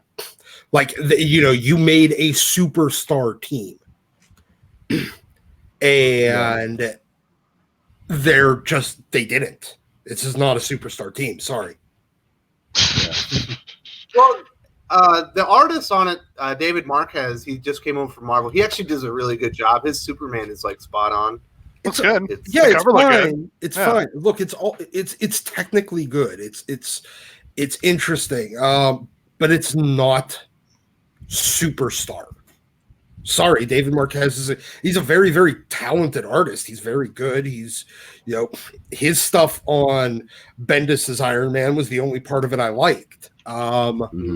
But it's not Ed McGuinness, Jeff Loeb. Sorry. Yeah. Because that's what sold that book. That's what made that book good. And actually carried that book. What did the last volume get? Like 75, 100 issues? And most of it was carried on the backs of the first 20 issues by Loeb and McGuinness. And then Loeb and Michael Turner, and then Loeb and McGuinness again.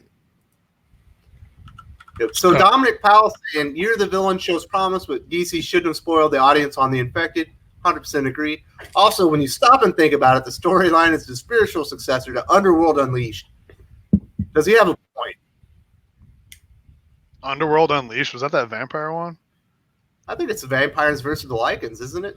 Never got into Underworld. I never. It seemed too hot topic to me when I was growing up, so I didn't watch those movies. Hey, come on, dude! Kate Beckinsale in skin tight leather and latex. That's what the internet's for. I don't need to watch the movie. Yeah, no. Still, her running around in skin tight leather and latex was kind of what got me to go see the movie. Okay. But I don't remember an Underworld movie called Unleashed. I don't either. I thought maybe you guys had heard of it. Sorry about it, Dominic. I mean, Underworld rings a bell, but yeah, I didn't. Was that maybe he's talking about some DC story? I'm waiting for the comment. Come on, Dominic, help us out. Yeah, give us a clue what the hell Underworld. I don't know. Underworld Unleashed was, because I don't remember. Apparently, Kate is all sorts of beautiful, though. Yes, she is. Fan in the chat. Kate Beckinsale is a very handsome woman. So it seems like here the villain's been kind of a bust. It's not really interesting. It's actually caused me to drop every ongoing DC title I had that had. I know you were very crabby about it. I was like, Wes is not having this. The only things I'm reading are like Doomsday Clock, which we're going to talk about next week on this stream for sure, because I want to talk about something positive about DC Comics. Make sure to have Lance on. He loves that book. Yeah, I believe Dylan from Real Comic Book Gamer is going to join us as well. And then what's the other ones, like Batman, Teenage Mutant Ninja Turtles? Oh yeah, Anything with TMT on it now, I'm grabbing. And that one, Sergeant Bats got me out of that one. He's like, you need to read it. I'm like, all right. That book's amazing. That book is annoying to find the old book, though. I'm trying to find like book 1, issue 3, which is really kind of annoying. Okay, Dominic Powell clarified. He said Underworld Unleashed is a storyline by DC which involves the demon Neron giving deals to villains and some heroes in exchange for their souls. I have no recollection of this. Pulling a blank. I think it's too early. 52 story. Doesn't ring a bell for me. I'm not really a DC guy, so Dominic is like digging into the DC history books and throwing out. Yeah, we're not the aficionados here. Yeah, exactly. What's a comic book? Yeah, exactly. There's to be completely fair, there's a lot of wacky DC side stories and stuff. Oh, like no one's that. gonna blame us for not knowing. Oh, it's like there's some stuff out there. It's like, woo, okay, that's a weird one. Yeah, I feel like I need to turn in my nerd card now. Yeah, because we just got straight schooled by the chat. Yeah. Doomsday Clock again is another one I'm going to grab as the trade. Oh, It's man. just taking too long again. Yeah. Bringing that back up. I still love it. No, you guys are making it sound good, but it's like I really don't want to go back and find them all. And I'll just I understand. This might be Weeb aficionados next week. Yeah, as we've been found lacking. Yeah, we're going to manga books. Apparently, it was done by Mark Waid and Howard Porter. Mm-hmm. Oh, makes sense. I don't read anything by Waid, so yeah, I've never liked Waid. Waid was always the guy that was my kind of bellwether on which company I'd read. Whichever one he was at, I would read the other. Now it's Bendis. I was going to say now it's Bendis. I mean, even before the whole thing with Waid and Zach. Oh yeah, you know, I'm going back to the long 90s. before that. Yeah, if Waid was on something, I was like, oh no, I'm not reading that. So, well, happy birthday, FF2. Birthday to FF2. Hopefully, how old are you gonna be? He's got to be like 24, right? He's got to be in his prime. I hope to God. We all wish we were 24 like this guy, right? To God, he doesn't. No, God, I was so messed up at 24. Yeah, 24. I was a stupid something that I can't say. I was just drunk. Yeah, I have a lot more money now. 19. God damn it! Now I'm old. 19. He's turning 19. I was actually in Nebraska. Never mind. 19. Oh, 19. Wow. All right. So I was moving to England for the first time. I was drunk then too. I was being shot at. Yeah. I was being shot at in some foreign land, by very angry people on camels. I was drunk and being shot at here. Probably because I did stupid shit. Everyone gets language, man. How you got to do the language? Yeah, we need Captain America to pop on going language. Wow, so 19. At least we got some younger fans. It's good to know that some of the younger people are reading comics. Yep. And they can FF2. All I gotta say, on your birthday, go to everyone older than you and complain about your back. It's fun. It's like the funnest thing you can do. Complain about how old you're getting. Go just like, I woke up this morning, everything hurt. I'm 19. It's fun. It's fun. Everyone gets really mad at you. It's the best thing you ever do. Like my knees, man. I don't think do you guys remember when you were 19? Did it suck this bad? They'll get so mad at you. It's the best feeling. Absolutely. Everything to do on my birthday. Hey, FF2, just keep in mind, you got like 11 years left before you start getting hangovers. Oh, yeah. What happened to that? I remember waking up going, I'm still drunk. This is great. Now it's like I wake up, oh, my head hurts. What's up? Yes, exactly. I don't think I got a hangover until I was 30. You know what's funny? I'm 48 now, and I have never had a hangover. I have never in my life be like had a Archer and hangover. just perpetually stay drunk. I drink. I've pulled some benders before, monstrous benders, and woke up, not really sure where I am, and I have no idea what I've done, but didn't have a hangover. Okay, it's just kind of. It's not a bender until it includes driving Melee is enough.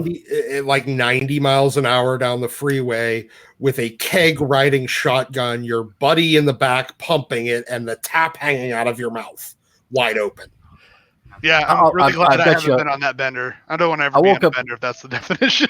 I'm good. I woke up in a hot tub. I woke up in a cold hot tub in Virginia, and I'd gotten drunk in Tennessee. And I don't know how I ended up in Virginia. Sometimes I'll drink beer and watch anime and wake up the next morning in my bed. It's really cool. All right. It's a real story. Don't be like us. These are don't do that. Stories. I got stories I can't even tell on the stream because I think the statute of limitations might still be in effect. I don't want to get caught. One time I woke up and I was well rested. I'm like, whoa, I have a problem. This is great. So, all right, I think that's on my head. I think this will about wrap up the Comics Aficionados for this week. So it's time for our favorite segment, the recommendations. Doc, are you going in the Wayback Machine, or are you recommending something new? You know what? I'm going to just stick with House of X, Powers of X. I'm not going in the Wayback Machine this week. Actually, you know what? I'm going to go with House of X, Powers of X, but I'm also going to go with Uncanny X-Men from about 175 to about 200, because you got the early Nimrod, early Rachel Summers, some of the time travel-y stuff, and some great early John Romita Jr. art. Awesome. Also, if you're listening live and you want to throw your recommendations, I will put them on the screen for people to watch on the replays. They want to, if you want to put them out there for everybody else. Sorry, Doc. No, that's fine. Yeah. So those are my recommendations. In addition to John Romita Jr., you also got some great Paul Smith art too. Well, that leads right into Yule Carter saying any X-Men with Paul Smith is his recommendation. Yep. Nice call on that one. We definitely appreciate the old comic book day is the new comic book day here on this channel. We like. Hey, if you haven't read it, it's new to you. I want to interject something. Real quick. Absolutely. If there's at any point that you feel that you need to go and buy some of the old X-Men comics some of the Claremont comics, like say from issues 94 through 75, somewhere around that range. Let me drop something on you. You need to get those now. You need to get your thumb out of your butt, pull it out of your rectum, and go and buy them now, because what you're going to end up paying for them in the next 1 to 2 years is going to make the prices today look like bargain basement deep discounts. I'll wait for those fake smiling mailies or whatever those are. The prices are going to soar on that stuff, and it's going to be a smart investment for the future. 4 to 5 down, you're going to be looking back, like they said in Pulp Fiction, you're going to be smiling. You're going to be smiling because and a lot of them are like $5 books right now. And honest to God, go get some. You don't have to go get near mint copies. Go get you some fine, very fine, some fine to very fine range, still pretty reasonably priced. Anything in the Phoenix Saga, anything from 90, like I said, 94, up to 200. Where they keep remaking movies on. Get those books. Get those books, because if you don't and you procrastinate, in the next few years, you're going to look back and you're not going to be able to afford them. So go ahead and do, especially like X-Men 101, for instance. First Phoenix. It's not going to be there when you go to get it in a couple years. So don't put it off anymore. Just go ahead and do it. Pull the trigger. But anyway, that's my collector's advice for the week right there. Awesome. So Dark Admiral March Hare is recommending the Goon. He's also saying, I'm buying the X-Men box set coming out, $500 out. Should I need them? Doc, that is part of the November comic book solicitations. I will send you the link. I have it readily available to me. What does that mean, box set? What, do you get, a whole bunch of old stuff, or what's going on there?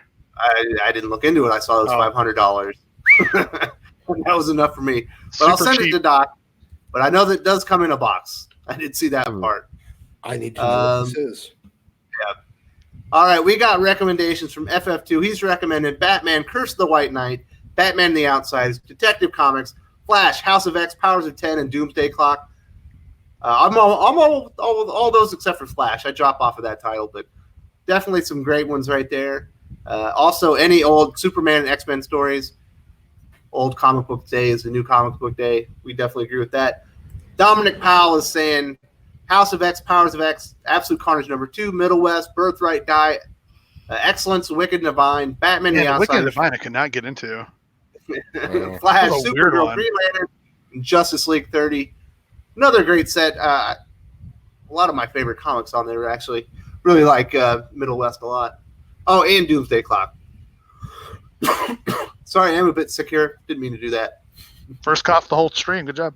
Yeah, it's been hard. So next week we will be talking Doomsday Clock #11 because I want to talk something great about DC Comics and of course Jonathan Hickman's X-Men. Who are we on next? Are we on Haven't hit you, me yet. Jeremy? Yep. Jeremy, it's your turn, buddy. All right, so like I said before, I'm picking up all the Turtle books. All the Turtle. I got the Legend, I got the Shredder, and I got 97 here. I don't know. I think everyone's freaking out about this transgender turtle a little too much. I think it's not going to be as big of a deal. She's not a transgender turtle. She's Well, a the female transgender artist, whatever. I think everyone's freaking out a little too much. And of course, Yeah. I got what's that? I agree because that person has Hey, already written. turtles, turtle power. Stop. The thing is, that person has already written Teenage Mutant Ninja Turtles that are good. I think we're freaking out a little bit too much. Me and Shelby are still pretty hopeful. We're like, oh, it's probably gonna be fine. Yeah. Well, wait, 101 will come out. We'll be like, it's probably gonna be fine. I highly doubt they're gonna tank it. Been wrong before, but we'll see. We'll see. I also got Carl's Curse. The first book was okay, but I remember White Knight being okay in the beginning, and it really picked up. So I'm really hoping for this. Power Rangers also, and I also want to talk about my Big Fat Berserk book. Ooh, that came in. Look at that, guys. That's huge. I would flip through it, but it's got this little sticker on it, and I will not flip through it. It's not appropriate. Check out Berserk. Mikey buys manga. Convinced me to get it. It was like $30. Pretty good deal, though. And that's my new comic book day. All right, sorry about that, guys. Right. Coughs just got to me. I've been sick the whole stream, I swear. You just got sick now. What is that rumble? There's like a rumble going on. It's better. That's all right. I didn't hear a rumble. Might have been me. All right, Pele. What are you recommending at that store this week? Okay, Hawks and Pox has pretty much been covered by everybody. If you're not reading those, is that what we're calling it? Hawks and Pox. Hawks and Pox. Yeah, if you're not reading Hawks and Pox, there's something wrong. You need to get on that, rectify that situation now. But my recommendation is going to be Absolute Carnage 2. I'm enjoying it. Really getting on this so far, and I've enjoying the heck out of it. As far as from DC, we talked about it earlier, and Justice League Dark is hitting a stride, and I like the direction it's going. Feels good, looks good. It's got a really nice gritty feel. I've talked about it before. I love 70s horror, the Bernie Wrightson era and the Neil Adams when he did some of the horror comics at that time. And I love that feel, and that feel is back, and they do it really well. So, yeah, get into those. DC, Justice League Dark, Marvel, Absolute Carnage, and Hawks and Pox. Absolutely. So Dave is he's recommending 70s DC Tarzan with Kubert covers. Sounds interesting to me. And then Yule Carter is also recommending Hawks and Pox and Black Hammer titles. And then Dominic Powell has one last question. It's not even comic book related. Has anyone seen Dave Chappelle's Sticks and Stones on Netflix? Absolutely. I haven't. Oh my God. The alphabet people. He went. Oh boy. It is so rude. It is so rude. It is just like, Shelby, I was watching with Shelby a couple nights last week sometime. I can't remember what day, but I literally paused it, and she's like, "I've never seen you laugh so hard. I had to stop the show and just start gut laughing so hard." Check it out, people.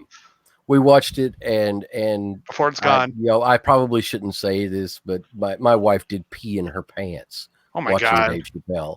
She actually literally peed her pants during Dave Chappelle. Oh my God! Yeah, you probably should have told us that. That was probably an off-screen thing. But it was funny. She's like, "Oh God, I gotta go change my pants." I'm like, "You serious?"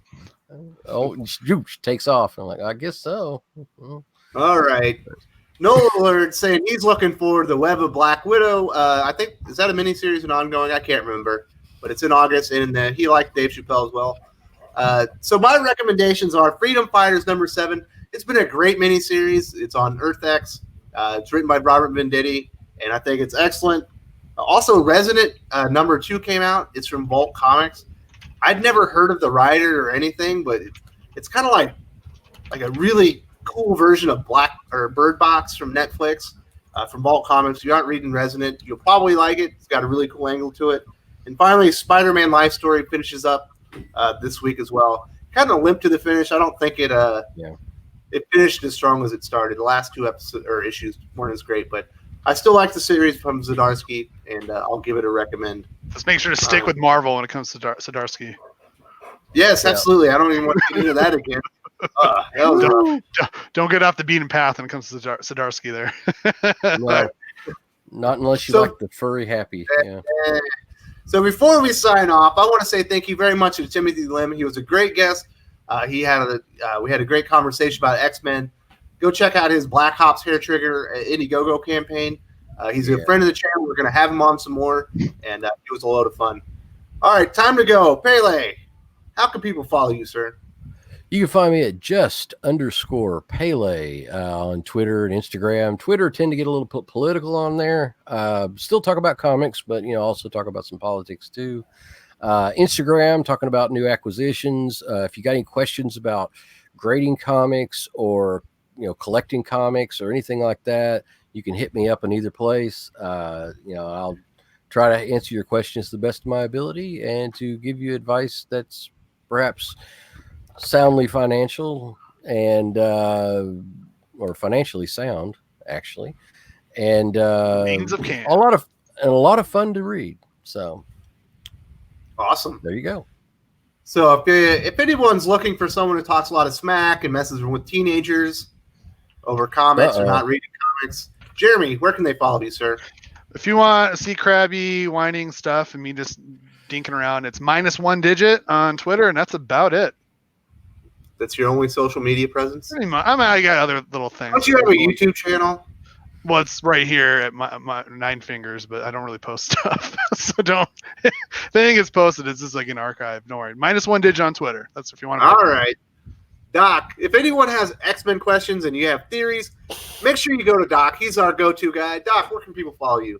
Just on Twitter at Science Jesus.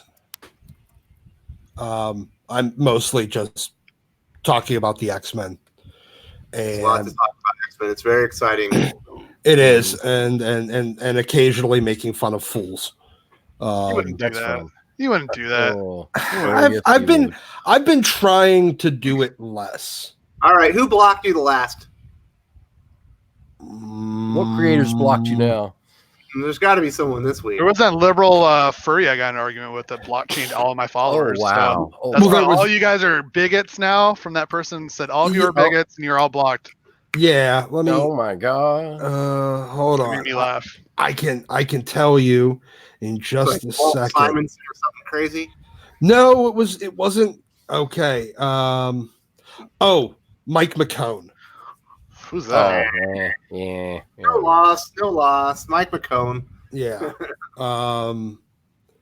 And yeah, I think he was the most recent to block me. But he's a loser anyway. I know, but I liked his X-Men or his Exiles run. So I was kind of bummed by that because I really liked his art on Exiles.